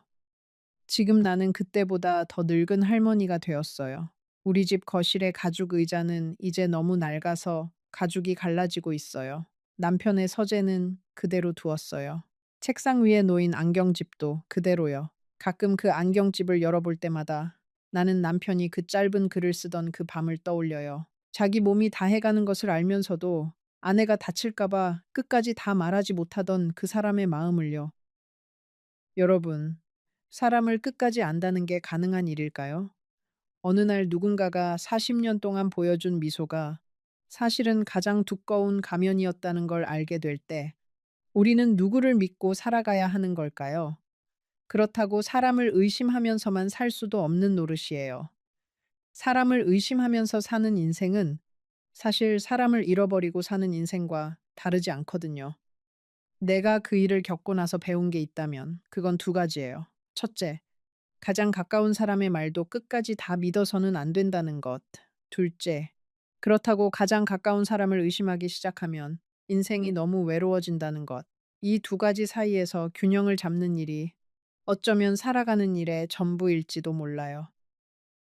남편이 떠난 뒤로, 그리고 그 일이 있고 난 뒤로 나는 자식들에게 자주 말해요. 너희들도 살다가 누군가가 너무 가까이 다가오면 한 번쯤은 멈춰서 그 사람의 등 뒤를 보아라. 사람의 진짜 모습은 앞에 있을 때보다 등을 돌렸을 때 더 잘 보이는 법이다. 자식들은 처음에는 그 말을 잘 이해하지 못했지요. 그러나 나이가 들수록 그 말의 무게를 조금씩 느끼는 것 같아요. 가끔 옛 친구들이 우리 집에 차를 마시러 와요. 김 사장님도 그 가운데 한 분이에요. 그분은 가끔 그때 일을 떠올리시면서 그러세요. 형수님, 내가 그때 한마디 말씀드리길 잘했지요. 나는 그 말에 그저 미소만 지어요. 만약 그분이 그 한마디를 해주시지 않았다면 어쩌면 나는 정태수 씨와 정말로 새 출발을 하려고 도장을 찍었을지도 모르거든요. 인생이라는 게 참 묘해요. 어떤 사람의 한마디가 우리의 남은 인생 전체를 바꾸어 놓기도 하고 어떤 침묵이 우리를 지켜주기도 해요.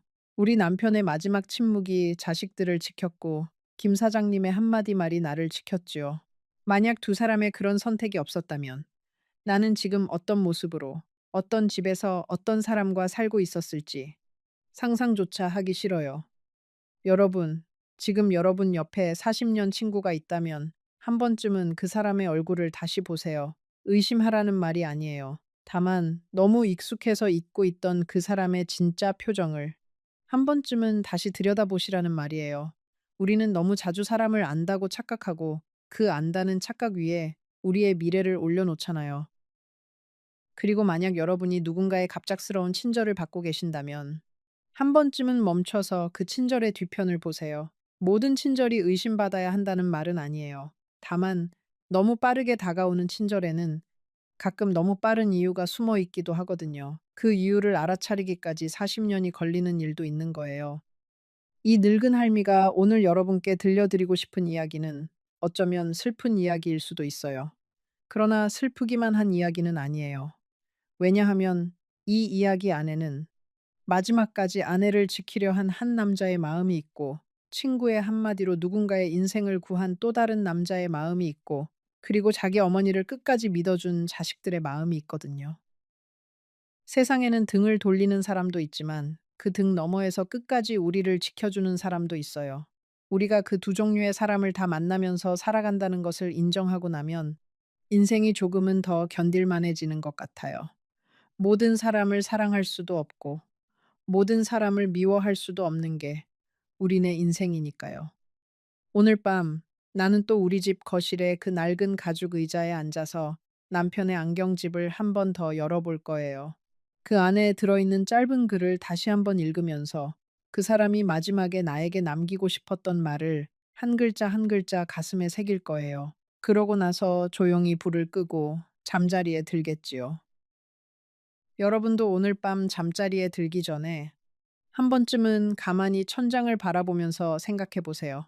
내 곁에 있는 사람들 가운데 진짜로 내 등을 지켜주는 사람은 누구인지, 그리고 내가 등을 돌렸을 때 그 등 뒤에서 나를 지켜주고 있는 사람은 누구인지, 우리가 그 사람을 알아볼 수 있을 때 우리는 비로소 사람을 안다고 말할 수 있을 거예요. 이 이야기가 당신의 마음에 조금이라도 감동을 주었다면 지금 화면에 나오는 영상을 봐주세요. 거기에는 더 놀랍고 깊은 이야기가 있습니다. 오늘 밤 그 이야기를 듣고 나면 당신의 마음이 더욱 따뜻해질 것입니다. 그러니 그 영상을 놓치지 마세요.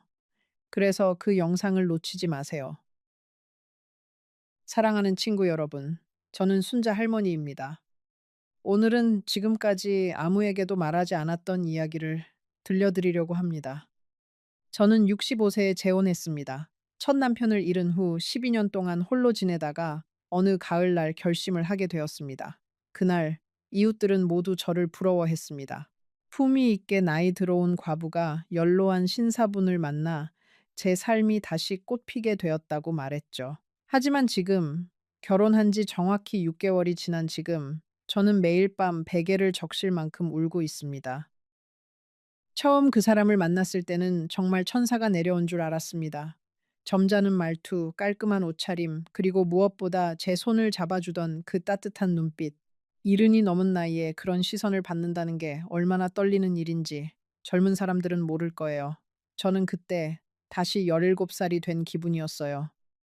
우리 큰딸도 처음에는 좋아했답니다. 엄마가 외롭게 늙는 모습이 가슴 아팠다고, 잘 됐다고, 손을 잡아주더군요. 그런데 말이에요. 사람의 진짜 얼굴은 결혼식이 끝난 그 다음날 아침에 보인다는 옛말이 괜히 있는 게 아니더라고요.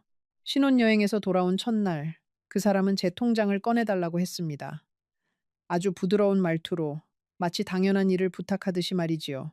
저는 그때 처음으로 가슴 한구석이 서늘해지는 기분을 느꼈어요. 하지만 애써 웃었습니다. 부부니까, 이제 한 식구니까, 그럴 수 있다고 스스로를 달랬어요. 그 사람한테는 아들이 둘 있었어요. 한 명은 40이 넘은 사업가, 다른 한 명은 30 후반의 회사원. 결혼식 때 인사를 나눴는데 그때는 다들 어찌나 친절하던지요. 큰아들은 저를 보고 어머님이라고 부르며 절까지 했고 작은 아들은 제 손을 잡고 눈물까지 글썽였답니다. 저는 정말로 좋은 가족을 새로 얻은 줄 알았어요. 제 친자식들 못지않은 정을 줄 수 있겠다고 다짐했지요. 그런데 그 다짐이 얼마나 어리석은 것이었는지 저는 너무 늦게서야 깨달았습니다. 지금부터 제가 들려드릴 이야기는 어쩌면 여러분 주변 누군가의 이야기일지도 모릅니다. 잠시 후에 제가 왜 매일 밤 베개를 적시고 있는지, 그리고 그 6달 동안 우리 집에서 무슨 일이 벌어졌는지 모두 말씀드릴게요. 끝까지 들어주세요. 그리고 혹시 여러분도 비슷한 일을 겪으셨거나 주변에서 보신 적이 있다면 댓글로 남겨주세요. 저처럼 늦은 나이에 새 출발을 꿈꾸는 분들이 이 이야기에서 무언가를 얻어가셨으면 좋겠습니다. 제가 그 사람을 처음 만난 건 우리 동네 노인복지관이었어요. 일주일에 2번 서예 수업이 있었는데 어느 날 새로운 분이 왔다고 다들 수군거리더군요. 키가 크고 머리가 희끗희끗하고 안경 너머의 눈빛이 참 부드러운 분이었어요. 김재호라는 이름이었지요. 그분은 10년 전에 사모님을 먼저 보내고 혼자 사신다고 했어요. 자식들은 다 결혼해서 멀리 산다고 했고요. 저랑 처지가 비슷했죠. 처음에는 그저 같은 수업을 듣는 어르신 정도였어요. 그런데 어느 날, 비가 많이 오던 날, 그분이 저한테 우산을 씌워주셨어요. 할머니, 비 맞으시면 안 됩니다. 같이 가시지요. 그 말 한마디에 저는 무너졌어요. 12년 동안 누구도 저한테 그렇게 말해준 사람이 없었거든요. 자식들도 다 바쁘고, 손주들은 학원 가느라 정신없고, 저는 그저 혼자 밥을 차리고, 혼자 텔레비전을 보고, 혼자 잠드는 사람이었어요. 그 우산 아래에서 시작된 인연이었어요. 우리는 점점 가까워졌고, 일주일에 한 번 같이 점심을 먹기 시작했어요. 그분은 옛날 이야기를 참 잘하셨어요. 젊었을 때 부산에서 무역회사에 다녔다는 둥, 자식들 키우면서 고생한 이야기, 사모님이 돌아가신 후의 외로움. 저는 듣고 또 들었어요. 들으면서 저도 모르게 마음을 열었지요. 제 첫 남편 이야기, 자식들 이야기, 외로움 이야기를 다 털어놨어요. 지금 와서 돌이켜보면 그때 제가 그 사람한테 너무 많은 것을 말해버렸어요. 우리 첫 남편이 어떤 직업이었는지, 돌아가실 때 어떤 유산을 남겼는지, 우리 아파트가 어느 동네에 있고 얼마나 큰지, 심지어 통장에 얼마나 모아두었는지까지요. 저는 그저 외로운 마음에 누군가한테 제 이야기를 털어놓고 싶었던 거였어요. 그런데 그 사람은 그 모든 정보를 한 줄 한 줄 마음속에 기록하고 있었던 거였지요. 마치 장사꾼이 손님 주머니를 가늠하듯이요. 그 사람은 듣는 솜씨가 정말 일품이었어요. 제가 말을 시작하면 가만히 고개를 끄덕이면서 적절한 순간에 그러셨군요. 많이 힘드셨겠어요. 하고 추임새를 넣어줬어요. 가끔은 제 손을 토닥이기도 했지요. 그러면 저는 더 많은 이야기를 풀어놓게 되었어요. 한 번은 첫 남편이 남긴 보험금 이야기까지 했어요. 보험회사에서 그렇게 큰 금액을 한꺼번에 주더라고요. 저는 그 돈을 어떻게 해야 할지도 몰랐어요. 그 사람은 그저 따뜻하게 미소만 지었어요. 그런데 지금 생각해보면 그 미소 뒤에서 그 사람은 계산을 하고 있었던 거예요. 머릿속으로 숫자를 두드리면서요. 복지관 수업이 없는 날에도 우리는 자주 만났어요. 그 사람은 동네 작은 공원에 저를 데리고 갔어요. 거기에는 노인들이 모여서 장기를 두는 정자가 있었어요. 그 사람은 거기 다른 어르신들한테도 저를 자랑스럽게 소개했어요. 이쪽이 내가 요즘 친하게 지내는 순자 씨예요. 그러면 거기 어르신들이 다 환하게 웃으면서 우리를 부러워했지요. 재호 씨, 좋겠네. 이렇게 고운 분이랑 다니고 말이야. 저는 그때 얼굴이 빨개졌어요. 이른이 다 된 나이에 누가 그렇게 봐준다는 게 부끄러우면서도 좋았거든요. 한 번은 우리 동네 큰 시장에 같이 갔어요. 그 사람이 제 손을 잡고 시장 골목을 누비고 다니면서 이것저것 사줬어요. 호떡 하나, 따뜻한 두부 한 모, 그리고 제가 좋아하는 살구. 사실 첫 남편이 살아있을 때도 그렇게 살뜰하게 챙겨준 적이 없었어요. 첫 남편은 무뚝뚝한 사람이었거든요. 사랑은 깊었지만 표현이 서툰 사람이었어요. 그런데 이 세 사람은 너무 다정해서 제가 평생 받지 못한 사랑을 한 번에 다 쏟아붓는 것 같았어요. 그래서 저는 더 빠지게 된 거였지요. 그 무렵에 저는 동네 친구 박 여사한테 이 이야기를 슬쩍 꺼냈어요. 박 여사는 저랑 비슷한 시기에 남편을 보낸 친구였어요. 그런데 박 여사가 한번 보고는 그러더라고요. 순자야, 그 양반 너무 매끄럽지 않니? 우리 같은 늙은이들 마음을 너무 잘 알아. 이상하지 않아? 저는 그때 박 여사한테 화를 냈어요. 왜 좋은 사람 보고 그런 의심을 해? 너는 사람 보는 눈도 없니? 박 여사는 입을 다물었어요. 저는 그 친구가 그날 얼마나 서운했을지 지금에서야 생각이 나요. 결국 그 친구의 말이 다 맞았으니까요. 6개월쯤 지났을 때 그분이 청혼을 했어요. 노인복지관 근처 작은 다방에서 떨리는 손으로 제 손을 잡으면서 말이지요. 순자 씨, 우리 남은 인생 같이 갑시다. 외롭게 살지 맙시다. 저는 한참을 망설였어요. 자식들이 어떻게 생각할지, 동네 사람들이 뭐라고 할지. 하지만 결국 고개를 끄덕였어요. 그날 밤 큰딸한테 전화를 걸었어요. 우리 딸은 처음에는 깜짝 놀라더니 곧 울먹이는 목소리로 엄마, 잘 생각하셨어요. 엄마 행복이 우선이에요. 라고 했어요. 작은 아들도 흔쾌히 찬성했고요. 저는 그때 정말 세상을 다 가진 것 같았어요. 청혼을 받은 그날 밤, 저는 한숨도 자지 못했어요. 너무 기쁘기도 했고, 너무 두렵기도 했어요. 첫 남편 사진을 꺼내서 한참을 바라봤어요. 여보, 미안해요. 제가 너무 외로워서 다른 사람의 손을 잡으려고 해요. 용서해 주세요. 그렇게 중얼거리면서 눈물을 흘렸어요. 그런데 이상하게도 첫 남편 사진 속의 얼굴이 평소와 달리 굳어 보이는 거였어요. 마치 무언가를 말하려는 듯이요. 저는 그날 그 느낌을 무시했어요. 사진은 그저 사진일 뿐이라고요. 하지만 지금 돌이켜보면 첫 남편이 저한테 무언가 경고를 했던 것 같아요. 결혼식은 조용히 올렸어요. 양가 자식들과 가까운 친척 몇 명만 모여서 작은 식당에서 식사를 하는 정도였지요. 그날 김재호 씨의 큰아들 김민석이라는 사람이 일어나서 축사를 했어요. 아버지 곁을 지켜주실 어머님께 진심으로 감사드립니다. 저희 형제는 어머님을 친어머니처럼 모시겠습니다. 그 말을 들으면서 저는 눈물을 흘렸어요. 늦은 나이에 이런 좋은 가족을 얻게 되다니 하늘이 도왔다고 생각했어요. 결혼식 사진을 보면 저는 정말 활짝 웃고 있어요.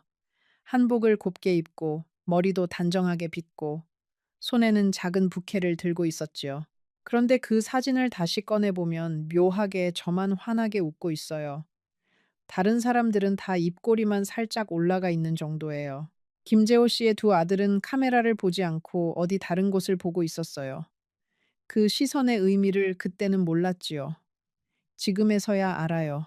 그 사람들은 결혼식이 아니라 어떤 거래의 시작을 보고 있었던 거였어요. 신혼여행이라고 거창한 건 아니고 강원도 속초에 2박 3일 다녀왔어요. 바다를 보면서 그 사람이 제 손을 잡고 그러더라고요. 순자야, 우리 이제 같이 늙어가자. 마지막까지 외롭지 않게 해줄게. 저는 그 약속을 정말 믿었어요. 진심으로 믿었어요. 속초에서의 첫날 밤이 생생해요. 그 사람은 저녁을 먹고 호텔로 돌아오는 길에 약국에 들렀어요. 약 좀 사와야겠어요. 잠시만 기다려요. 저는 그러려니 했어요. 이른이 넘은 노인이 약 몇 가지 챙겨 먹는 거야 당연하지요. 그런데 호텔 방에서 그 사람이 약 봉지를 꺼내는데 봉지가 정말 많은 거예요. 7, 8가지가 넘는 약을요. 저는 놀라서 "그렇게 많이 드세요?" 하고 물었어요. 그러자 그 사람은 살짝 당황한 얼굴이 되더니 "아, 나이가 들면 다 그렇지요." 하고 웃어 넘겼어요. 그때 그 당황한 표정을 저는 보았지만 그게 무엇을 의미하는지 알지 못했어요. 여행 마지막 날 아침, 그 사람은 호텔 발코니에 혼자 서서 한참 동안 바다를 바라봤어요. 등이 굽어 있었고 어깨가 무거워 보였어요. 제가 다가가서 어깨를 토닥였더니 그 사람이 작은 한숨을 쉬면서 그러는 거예요. 당신을 만나서 정말 다행이에요. 정말로. 그 목소리에 무언가 짠한 게 묻어 있었어요. 마치 미안함과도 같은 그런 거요. 저는 그때 그게 사랑의 깊이라고 생각했어요. 그런데 지금 돌이켜보면 그것은 사랑이 아니라 양심의 흔들림이었어요.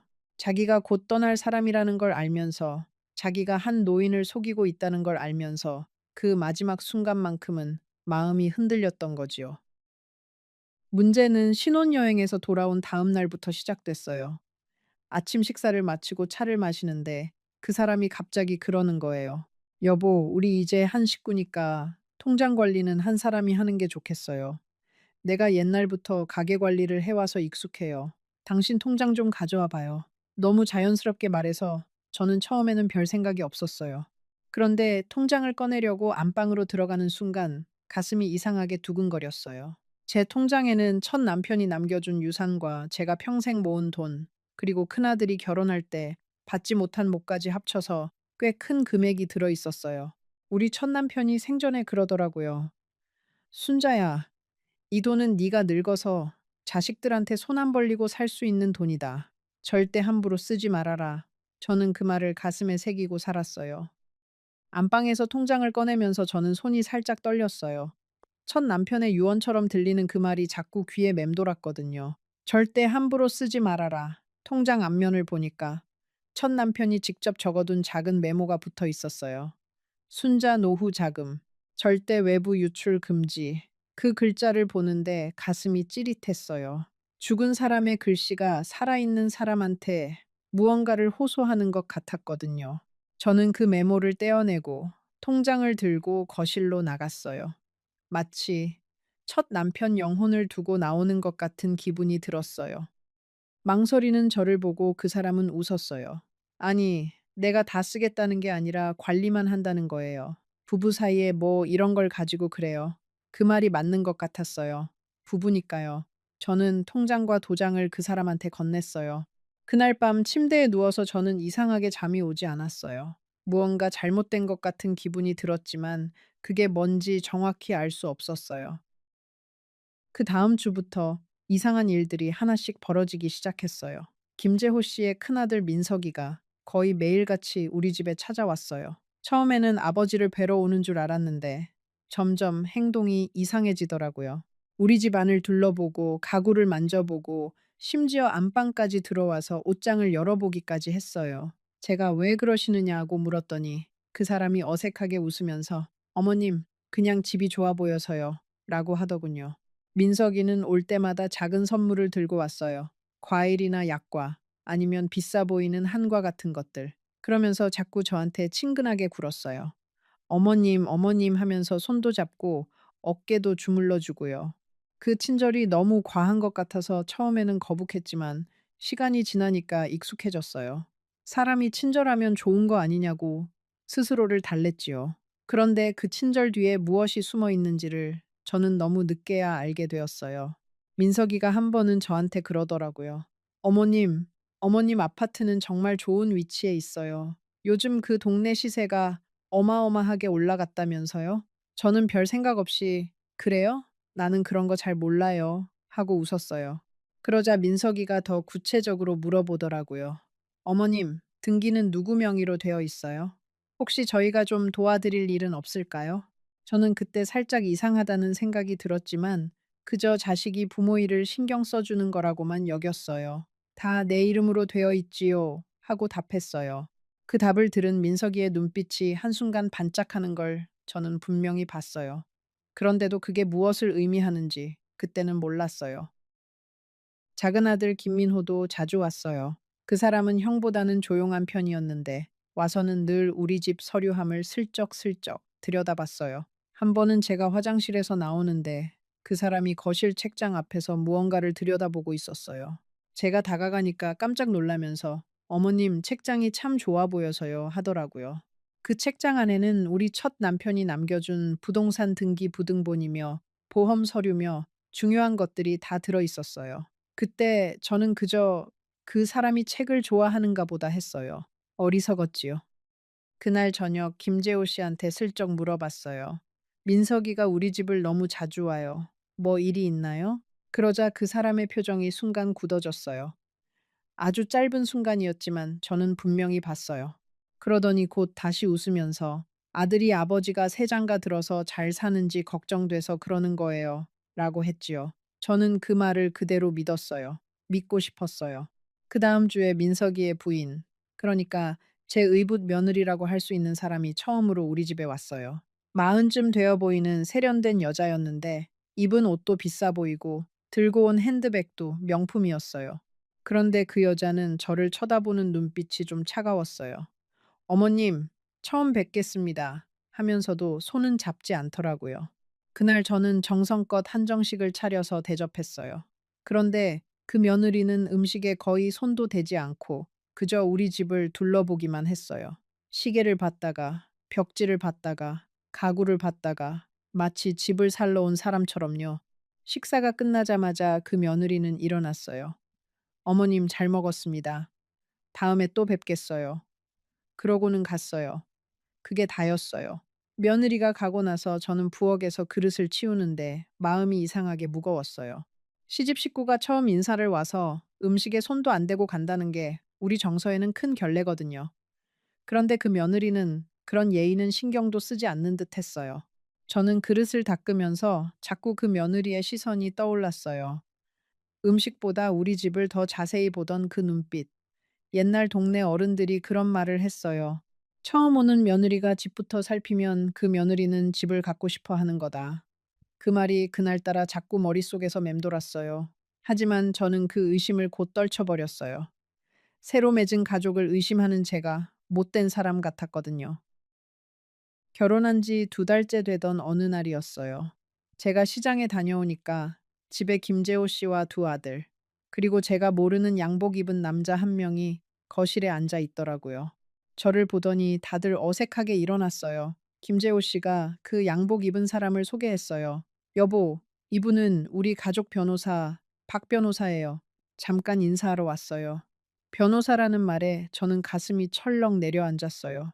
그 변호사는 키가 작고 머리가 벗겨진 50대 정도의 남자였어요. 저를 보더니 깍듯하게 인사를 했어요. 사모님, 처음 뵙겠습니다. 박 변호사라고 합니다. 회장님 가족 일을 오래 봐드리고 있습니다. 회장님이라는 말에 저는 의아했어요. 김재호 씨가 무슨 회장이었나 싶어서요. 그런데 박 변호사라는 사람은 그 말을 하고 나서 살짝 당황한 표정을 짓더니 곧, 아, 옛날 호칭이 입에 붙어서요. 하면서 어색하게 웃었어요. 저는 그때부터 무언가 이상하다고 느꼈어요. 그 변호사는 1시간 정도 머물다가 갔어요. 가는 길에 김재호 씨한테 살짝 그러더라고요. 회장님, 그러면 다음 주에 그 문제를 마무리하시지요. 그 말이 제 귀에 또렷이 들렸어요. 무슨 문제를 마무리한다는 건지 궁금했지만 차마 물어볼 수 없었어요. 변호사가 나가자 김재호 씨의 2아들도 일어났어요. 가는 길에 큰아들 민석이가 아버지의 팔을 살짝 잡고 무언가를 속삭이는 걸 저는 봤어요. 그 속삭임이 너무 짧고 빨라서 무슨 말인지는 못 알아들었지만 그 모습이 마치 작전을 짜는 사람들 같았어요. 그날 밤 저는 처음으로 그 사람한테 따져 물었어요. 변호사가 왜 우리 집에 와요? 무슨 일이에요? 그러자 그 사람이 한숨을 푹 쉬더니 그러는 거예요. 여보, 사실은 내가 옛날에 진 빚이 좀 있어요. 그걸 정리하는 일이라 변호사를 만난 거예요. 당신은 신경 쓰지 말아요. 빚이라는 말에 제 머리가 핑 돌았어요. 결혼하기 전에는 그런 이야기 한 번도 없었거든요. 70살 넘은 노인한테 무슨 빚이 그렇게 큰 게 있을까 싶었지만 더 묻기가 무서웠어요. 그날부터 저는 잠을 제대로 자지 못했어요. 새벽마다 깨서 천장을 보고 그 사람의 잠든 얼굴을 들여다봤어요. 저 사람이 정말 내가 알던 그 김재호 씨가 맞나? 자꾸만 의심이 들었어요. 하지만 다음날 아침이 되면 그 사람은 다시 다정한 남편이 되어 있었어요. 제 손을 잡고 따뜻한 죽을 끓여주고 "오늘은 어디 가고 싶어요?" 하고 물었지요. 그러면 저는 또 마음이 풀어졌어요. 의심한 제가 못된 사람 같았어요. 그 무렵에 저는 큰딸한테 전화를 자주 걸었어요. 안부 인사만 하다가 끊었지요. 차마 의심을 입 밖으로 내지 못했어요. 우리 딸이 결혼 처음에는 그렇게 좋아했는데 이제 와서 엄마가 속고 있는 것 같다고 말하면 우리 딸이 얼마나 가슴 아플까 싶었거든요. 그래서 저는 혼자서 끙끙 앓았어요. 매일 아침 거울을 보면 얼굴이 점점 야위어 가는 게 보였어요. 잠도 못 자고 밥도 제대로 못 먹고 가슴은 늘 두근거렸어요. 김재호 씨는 그런 저를 보고 "여보, 어디 아픈 거 아니에요?" 하고 걱정하는 척했어요. 그 척이 얼마나 진짜 같던지요. 한 번은 동네 박 여사를 우연히 길에서 만났어요. 박 여사가 저를 보더니 깜짝 놀라면서 그랬어요. "순자야, 너 왜 이렇게 야위었니? 어디 아프니?" 저는 웃으면서 "괜찮아, 환절기라 그런가 봐" 했어요. 박 여사는 한참을 저를 쳐다보다가 "순자야, 무슨 일 있으면 꼭 나한테 말해. 알았지?" 그러더라고요. 저는 고개를 끄덕이고 헤어졌어요. 집으로 돌아오는 길에 저는 자꾸 뒤를 돌아봤어요. 박 여사한테 모든 걸 털어놓고 싶었지만 차마 발이 떨어지지 않았어요. 자존심이 그것을 막았던 거지요. 늦은 나이에 한 결혼이 잘못된 것이라는 사실을 인정하기가 너무 부끄러웠거든요. 여러분, 지금부터 이야기가 본격적으로 무거워집니다. 잠시 후에 제가 어떻게 그 사람의 진짜 정체를 알게 되었는지, 그리고 그 진실이 얼마나 끔찍한 것이었는지 말씀드릴게요. 끝까지 들어주세요. 이 이야기를 다 들으시면 여러분도 분명히 무언가 깊이 생각하게 되실 거예요. 결혼한 지 석 달이 되던 날이었어요. 우연히, 정말 우연히 저는 진실을 마주하게 되었어요. 그날 아침 김재호 씨가 외출을 했어요. 친구를 만나러 간다고 했지요. 저는 청소를 하다가 안방 옷장 위에 올려둔 그 사람의 낡은 가죽 가방을 발견했어요. 평소에는 늘 거기 그대로 있던 가방이었는데 그날따라 살짝 열려 있었어요. 안에 무슨 서류 같은 게 보였지요. 그 가방은 그 사람이 결혼하면서 우리 집에 들고 들어온 몇 안 되는 물건 중 하나였어요. 낡은 갈색 가죽으로 된 가방인데 한 번도 그 안을 보여준 적이 없었어요. 제가 호기심에 한번 "그 안에 뭐가 들어있어요?" 하고 물어봤더니 그 사람이 그저 "옛날 추억 같은 거예요." 하고 얼버무렸어요. 그래서 저도 더 묻지 않았어요. 사람마다 혼자만의 추억이 있는 거니까요. 그런데 그날 그 가방이 살짝 열려 있는 걸 보고 저도 모르게 손이 그쪽으로 갔어요. 제가 그 가방을 열어본 건 정말 한순간의 호기심이었어요. 그런데 그 안에서 나온 서류들이 제 인생을 송두리째 바꿔놓았어요. 가방 안에는 여러 통의 편지와 문서들이 들어 있었어요. 그중 하나는 어느 병원에서 보낸 진단서였어요. 김재호 씨 이름으로 된 진단서. 거기에는 그 사람이 말기 환자라는 내용이 적혀 있었어요. 의사 소견으로 길어야 1년이라고요. 저는 그 서류를 들고 한참을 멍하니 서 있었어요. 다리에 힘이 풀려서 그 자리에 주저앉아 버렸어요. 그런데 그게 끝이 아니었어요. 그 아래에는 또 다른 서류가 있었어요. 변호사 사무실에서 작성한 유언장 초안. 그리고 그 옆에는 제 명의로 된 부동산 등기 부등본과 통장 사본이 가지런히 정리되어 있었어요. 마치 누군가가 미리 다 조사해 놓은 것처럼요. 저는 그 서류들을 하나하나 읽어 내려갔어요. 손이 떨려서 종이를 제대로 잡지도 못했어요. 거기에는 김재호 씨의 두 아들이 변호사와 함께 작성한 메모도 있었어요. 아버지께서 재혼하시면 여사님의 재산을 자연스럽게 합산하여 관리한다. 아버지 별세 후 상속 절차를 통해 최대한 회수한다. 그런 내용이었어요. 그 메모 옆에는 작은 수첩이 하나 더 있었어요. 김재호 씨의 글씨로 깨알같이 적힌 수첩이었어요. 한 장 한 장 넘기는데 거기에 제 이야기가 다 적혀 있었어요. 제가 그 사람한테 무심코 했던 말들이 다 기록되어 있었어요. 순자 씨 큰딸, 결혼 잘 살고 있음, 사위 직업 안정적, 자주 방문 안 함. 순자 씨 작은 아들, 외국 출장 잦음, 어머니 관심 적음. 순자 씨 통장 잔액, 추정 5억 이상. 순자 씨 아파트, 강북, 시세 약 7억. 그런 식이었어요. 한 노인이 외로움에 못 이겨 털어놓은 모든 이야기가 그 사람한테는 정보였던 거였어요. 수첩 마지막 페이지에는 더 충격적인 내용이 있었어요. 결혼 후 6개월 이내 통장 명의 변경 시도, 9개월 이내 부동산 명의 변경, 12개월 이전 상속 절차 마무리, 모든 일정 박 변호사와 협의, 일정표였어요. 일정표. 한 사람의 인생을 송두리째 빼앗을 일정표가 그 수첩에 또박또박 적혀 있었어요. 마치 회사에서 프로젝트 진행하듯이요. 저는 그 수첩을 떨어뜨렸어요. 손에 힘이 하나도 없었거든요. 수첩 안쪽에는 더 작은 글씨로 이런 메모도 있었어요. 순자 씨는 사람이 약하다. 자식들이 자주 안 와서 외로움이 깊다. 칭찬과 작은 선물에 잘 반응한다.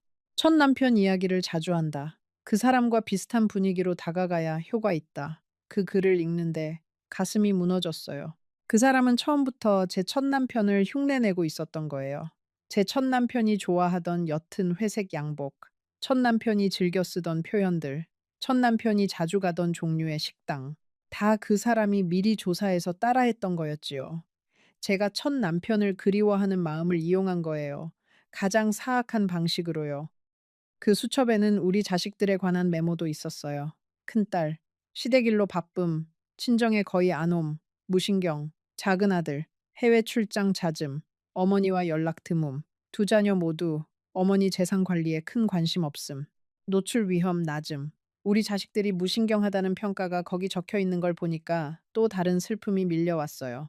그 사람은 제 외로움뿐 아니라 우리 자식들의 무관심까지 다 계산해서 저한테 접근한 거였어요. 자식들이 자주 안 와야 자기들의 계획이 발각되지 않으니까요. 가짜 가족이 진짜 가족의 빈자리를 노린 거였지요. 그 사실이 어쩌면 가장 가슴 아픈 진실이었어요. 저는 그 자리에서 토할 것 같았어요. 그 사람이 저를 만난 게 처음부터 다 계획이었다는 거였어요. 노인복지관에서 우연히 만난 게 아니라 누군가가 저를 표적으로 삼고 접근해 온 거였어요. 첫 남편이 남긴 유산, 제 작은 아파트, 통장에 모아둔 돈, 그것들이 다 그 사람들의 목표였던 거예요. 이른이 넘은 남자가 곧 세상을 떠날 것을 알면서 마지막 1년을 이용해서 한 노인의 전 재산을 자기 자식들 앞으로 넘기려는 그런 계획. 저는 그날 그 서류들을 다시 가방에 정확히 같은 자리에 넣어두었어요. 그리고 아무 일도 없었던 것처럼 점심을 차렸어요. 그 사람이 돌아왔을 때 저는 웃으면서 맞이했어요. 오셨어요? 친구는 잘 만나셨어요? 그날 밤 저는 잠을 한숨도 자지 못했어요. 천장을 보면서 생각하고 또 생각했어요. 어떻게 해야 할까? 어떻게 해야 할까?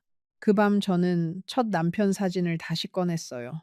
침대 밑 서랍 깊숙이 넣어두었던 사진이었어요. 결혼하면서 새 남편이 마음 상할까봐 치워뒀던 사진. 그 사진 속 첫 남편은 환갑잔치 때 찍은 사진이었는데 활짝 웃고 있었어요. 저는 그 사진을 가슴에 안고 한참을 울었어요. 여보, 미안해요. 제가 정말 어리석었어요. 당신이 남겨준 그 모든 것을 제가 다 잃어버릴 뻔했어요. 그렇게 중얼거리는데 신기하게도 마음이 조금 진정되더라고요. 마치 첫 남편이 저한테 괜찮다. 이제부터 정신 차리면 된다 하고 말해주는 것 같았어요. 다음 날 아침 저는 큰딸한테 전화를 걸었어요. 평소처럼 안부 인사만 했어요. 그런데 통화 끝에 슬쩍 물었어요. 딸아, 혹시 김서방한테 아는 변호사 있니? 그냥 좀 상의할 일이 있어서 우리 딸은 의아해 하면서도 변호사 한 명을 소개해 줬어요. 저는 그 다음 날 김재호 씨가 병원에 가는 시간에 맞춰서 그 변호사 사무실에 갔어요. 그 변호사 사무실은 종로에 있는 작은 사무실이었어요. 가는 길에 저는 택시 안에서 손을 자꾸 만지작거렸어요. 결혼 반지를 빼야 하나 말아야 하나 하면서요. 결국 빼지 않고 갔어요. 그 사람한테 의심을 사면 안 되니까요. 사무실에 도착해서 변호사 앞에 앉았는데 처음에는 말이 잘 나오지 않았어요. 늦은 나이에 한 결혼이 이렇게 끔찍한 사기였다는 사실을 입 밖으로 내기가 얼마나 부끄럽던지요. 결국 휴대폰을 꺼내서 그 서류들 사진을 보여드렸어요. 말로는 도저히 설명할 수 없었거든요. 변호사는 제 이야기를 들으면서 점점 표정이 어두워졌어요. 그러더니 한참 만에 입을 열었어요. 할머님, 이건 그냥 단순한 일이 아닙니다. 어떤 단체나 조직이 노인분들을 표적으로 삼는 경우가 가끔 있어요. 특히 혼자 사시는 자산가 어르신들을요. 그 말을 듣는 순간 저는 다시 한번 머리가 아찔해졌어요. 변호사는 자기 책상 서랍에서 두꺼운 파일을 하나 꺼냈어요. 할머님, 이거 보세요.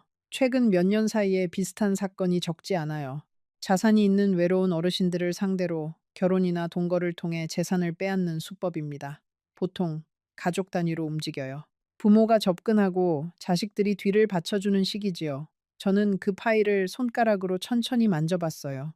그 안에 저 같은 사람이 얼마나 많이 있을까 생각하니까 가슴이 미어졌어요. 변호사는 저한테 몇 가지를 알려줬어요. 우선 통장과 도장을 다시 되찾아오는 게 시급하다. 그리고 부동산 명의는 절대 함부로 변경하지 마라. 구도 마지막으로 가능하면 빨리 혼인 관계를 정리할 방법을 찾아보자. 저는 변호사한테 머리를 숙이면서 도와달라고 부탁했어요. 변호사도 자신이 할 수 있는 한 도와주겠다고 했어요. 사무실을 나오는데 다리가 후들거려서 한참을 벽에 기대 서 있어야 했어요. 집에 돌아와서도 저는 평소처럼 행동했어요. 그 사람이 의심하지 않게 해야 했거든요.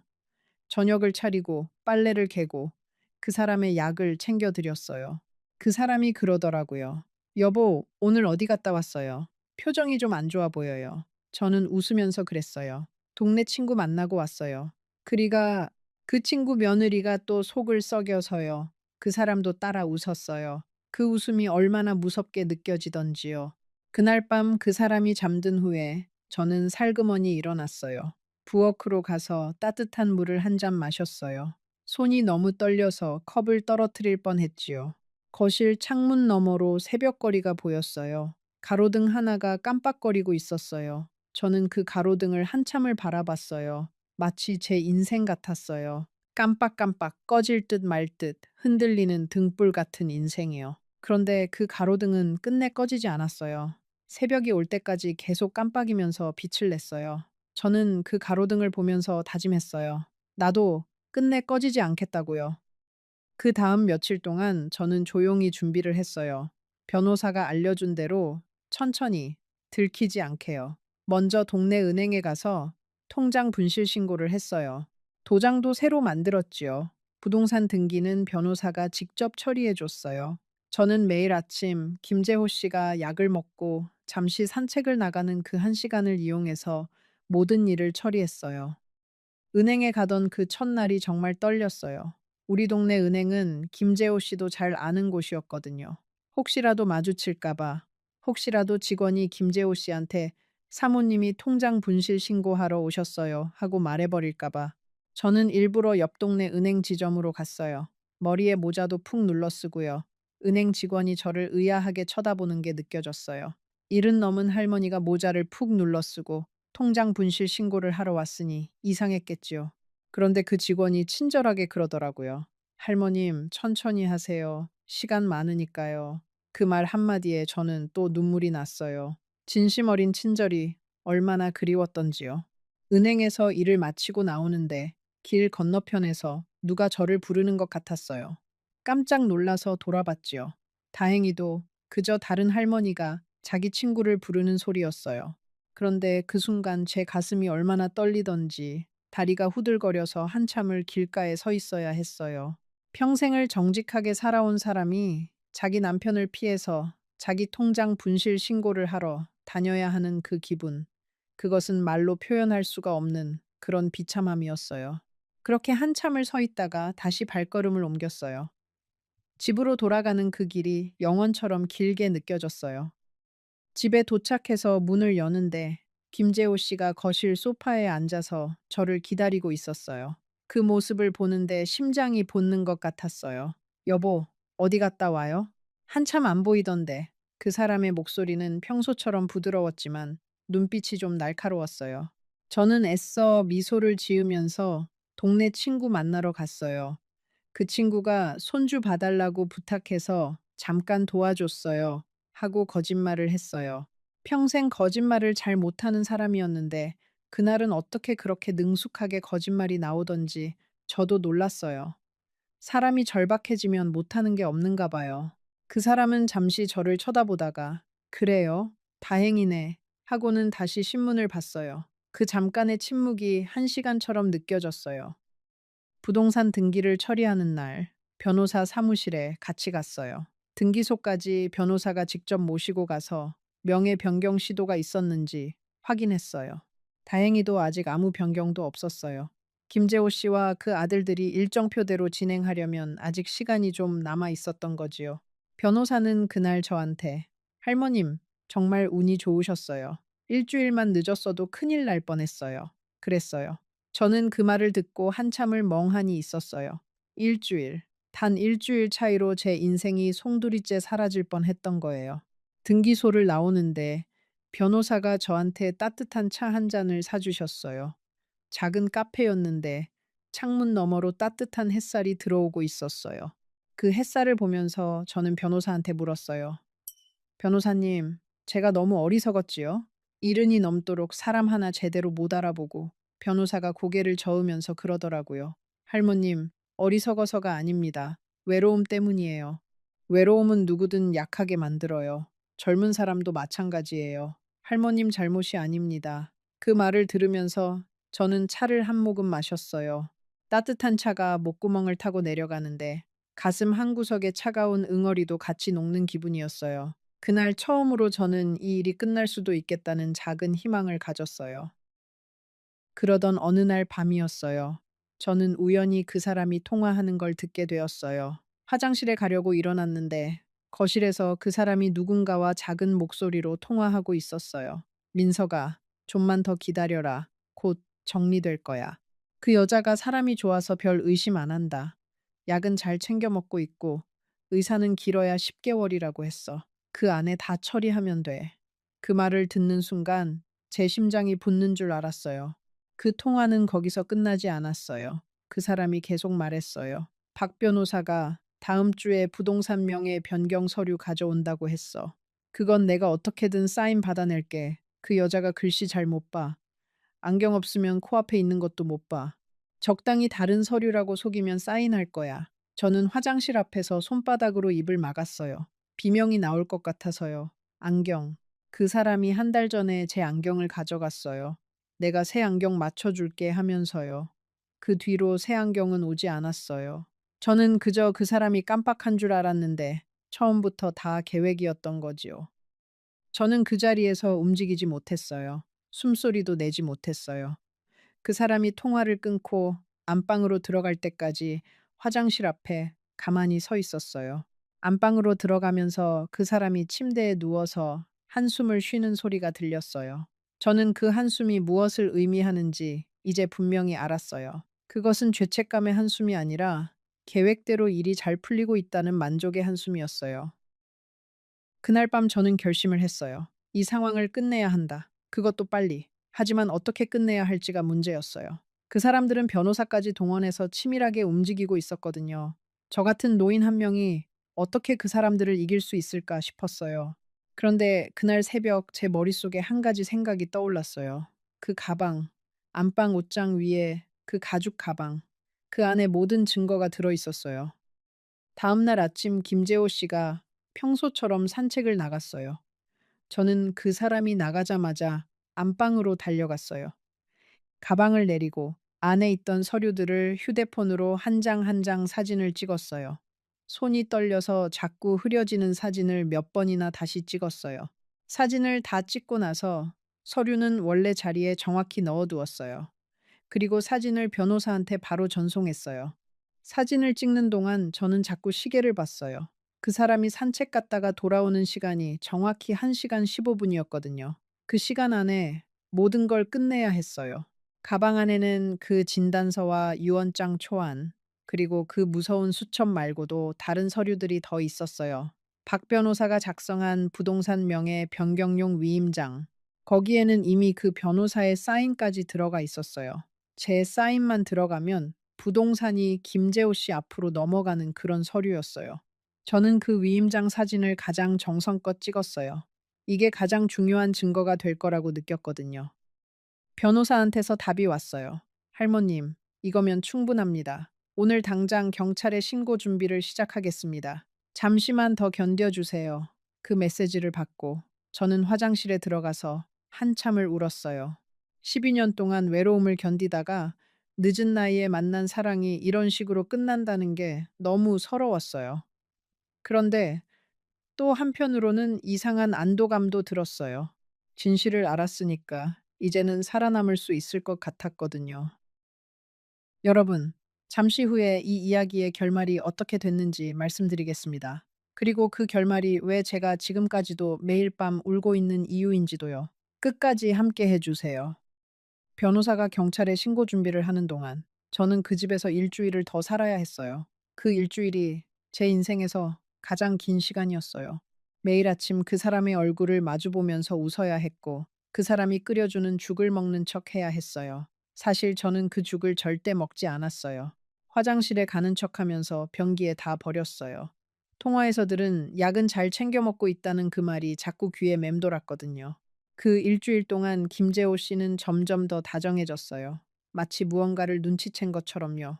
저한테 꽃을 사다 주기도 하고 손을 자주 잡았어요.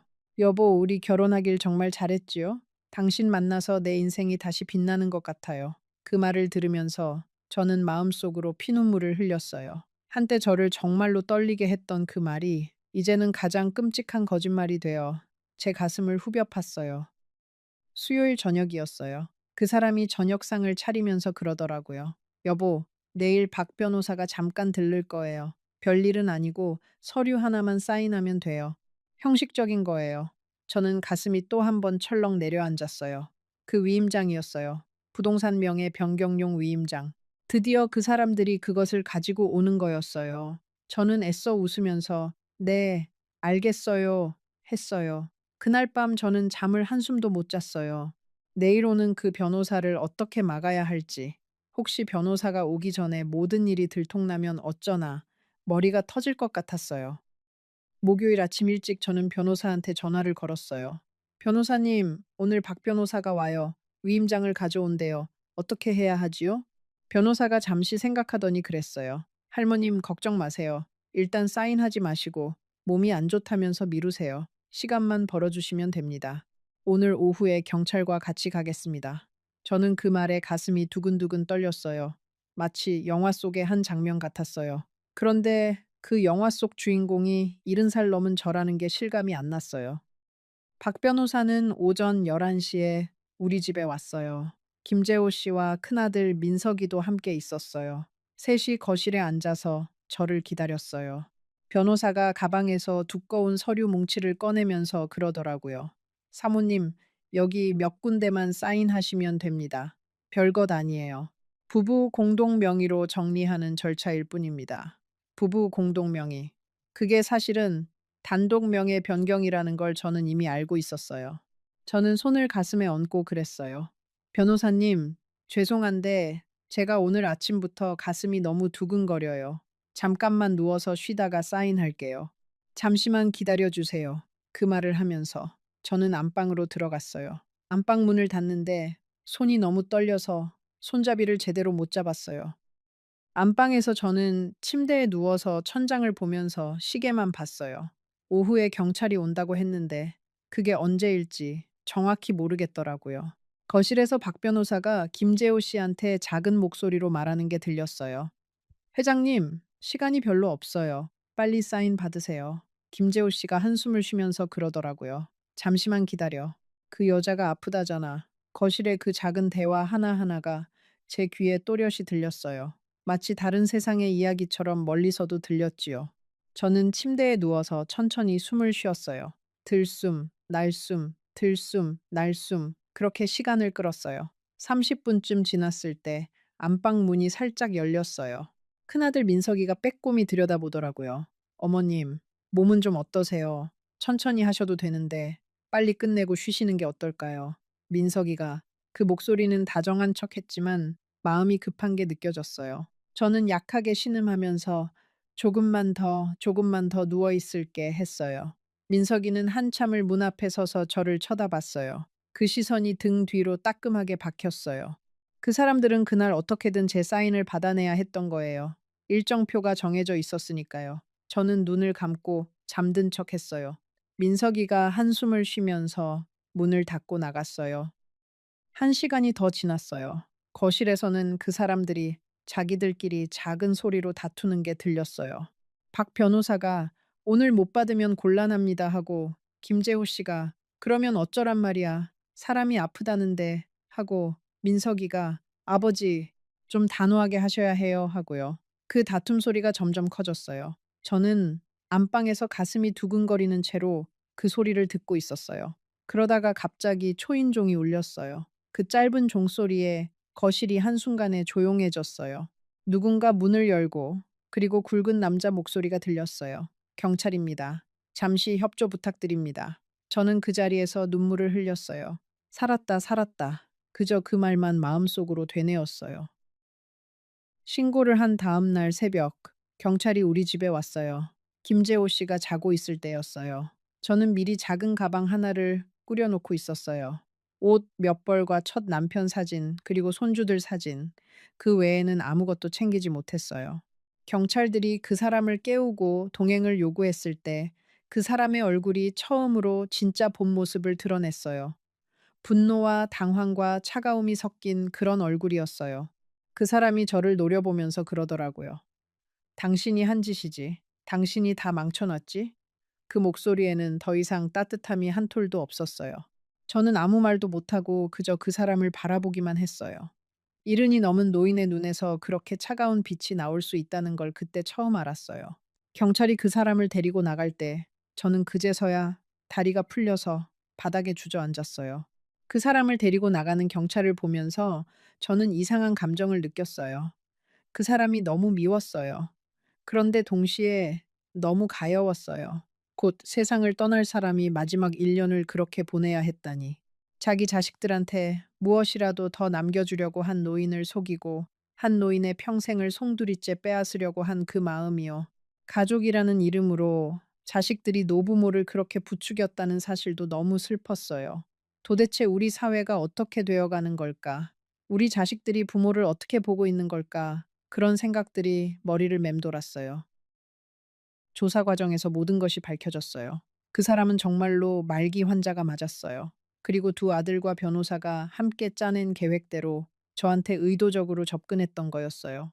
우리가 처음 만났던 노인복지관, 그것조차 그 사람들이 미리 알아보고 등록한 곳이었어요.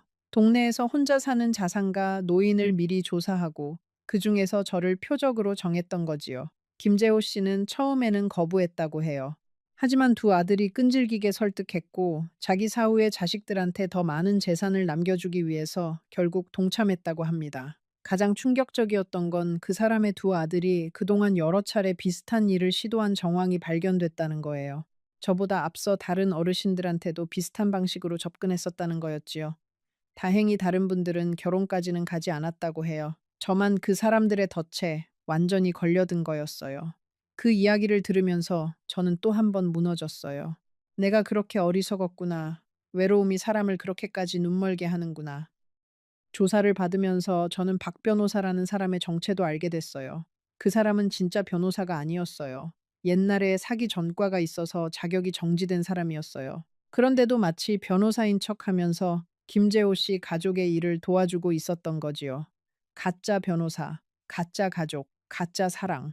제 결혼 생활 6달은 처음부터 끝까지 다 가짜였어요. 진짜는 단 하나, 제 외로움뿐이었어요. 그 외로움 하나가 저를 그 모든 가짜의 한복판으로 끌고 들어간 거였지요. 법적인 절차는 변호사가 다 처리해 줬어요. 혼인은 무효가 되었고, 제가 그 사람한테 넘겼던 통장과 도장도 다 돌려받았어요. 부동산은 다행히 명예 변경 직전에 막아냈고요. 다만 결혼식 비용과 신혼 여행비, 그리고 신혼 초에 함께 산 가구들에 들어간 돈은 돌려받지 못했어요.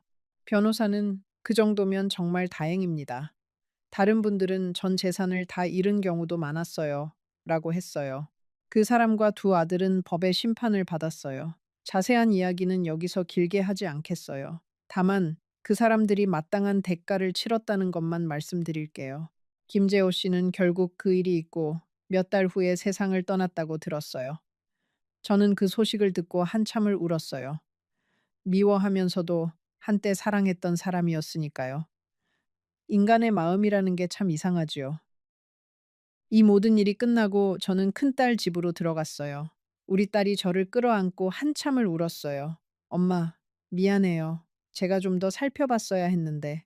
엄마가 너무 외로워 보였는데 제가 자주 못 찾아뵙고 저는 우리 딸 등을 토닥이면서 그랬어요. 괜찮다, 괜찮다. 다 엄마가 어리석어서 그런 거다. 그날 우리 딸 집 손님 방에서 저는 오랜만에 깊은 잠을 잤어요. 하지만 그 평화도 오래가지 않았어요. 한 달쯤 지났을 때 우리 사위가 슬쩍 그러더라고요. 장모님, 손녀가 곧 중학교 들어가서 공부방이 필요해서요.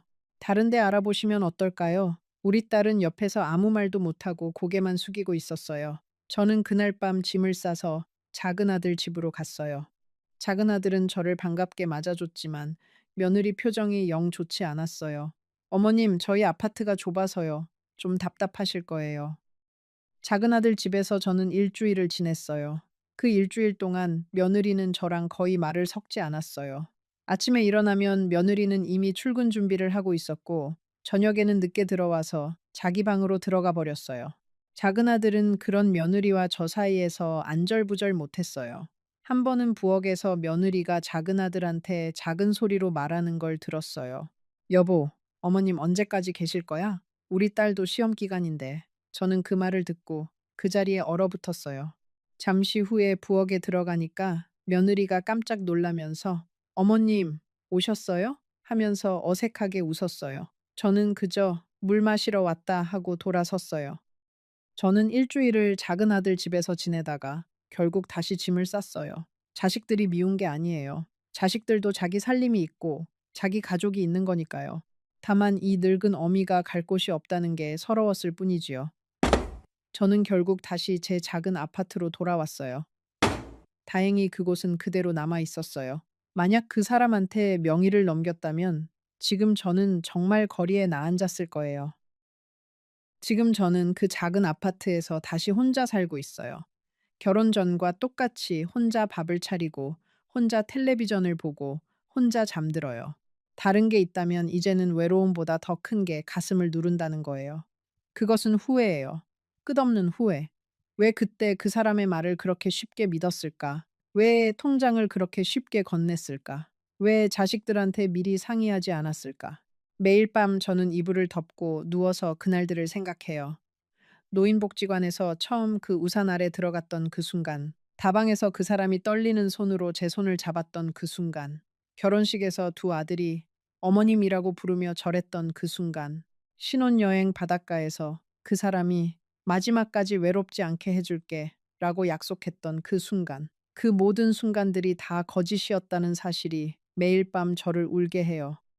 여러분, 저는 이 이야기를 부끄러움을 무릅쓰고 꺼냈어요.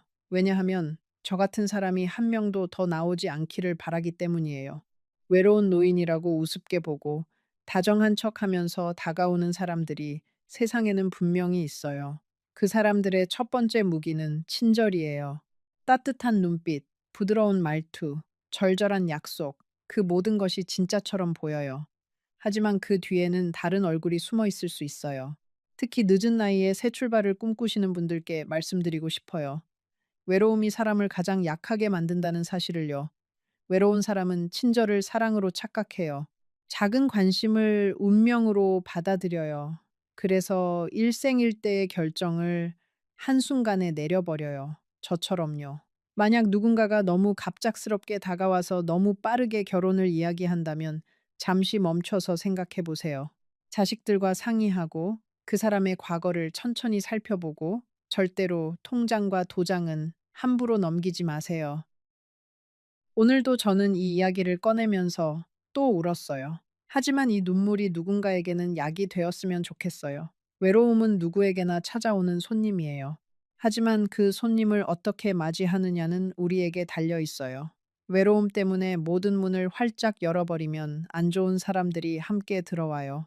외로움을 견디면서도 분별력을 잃지 않는 것, 그것이 늙어가는 우리에게 가장 중요한 지혜라고 저는 이제야 깨달았어요. 저는 오늘 밤도 베개를 적시며 잠들 거예요. 하지만 내일은 조금 더 강해지려고요. 우리 손주들 얼굴을 떠올리면서 첫 남편이 남겨준 사진을 보면서 그렇게 하루하루 살아가려고 해요. 여든의 인생이라는 게 참 길지요. 그 길에서 저는 너무 늦게 한 가지를 배웠어요. 누군가가 너무 빨리 천국을 약속한다면 그 사람의 손을 잡기 전에 한 번 더 멈춰 서야 한다는 것을요. 이 이야기가 감동적이었다면 지금 화면에 나오는 다음 이야기도 꼭 확인해 보세요.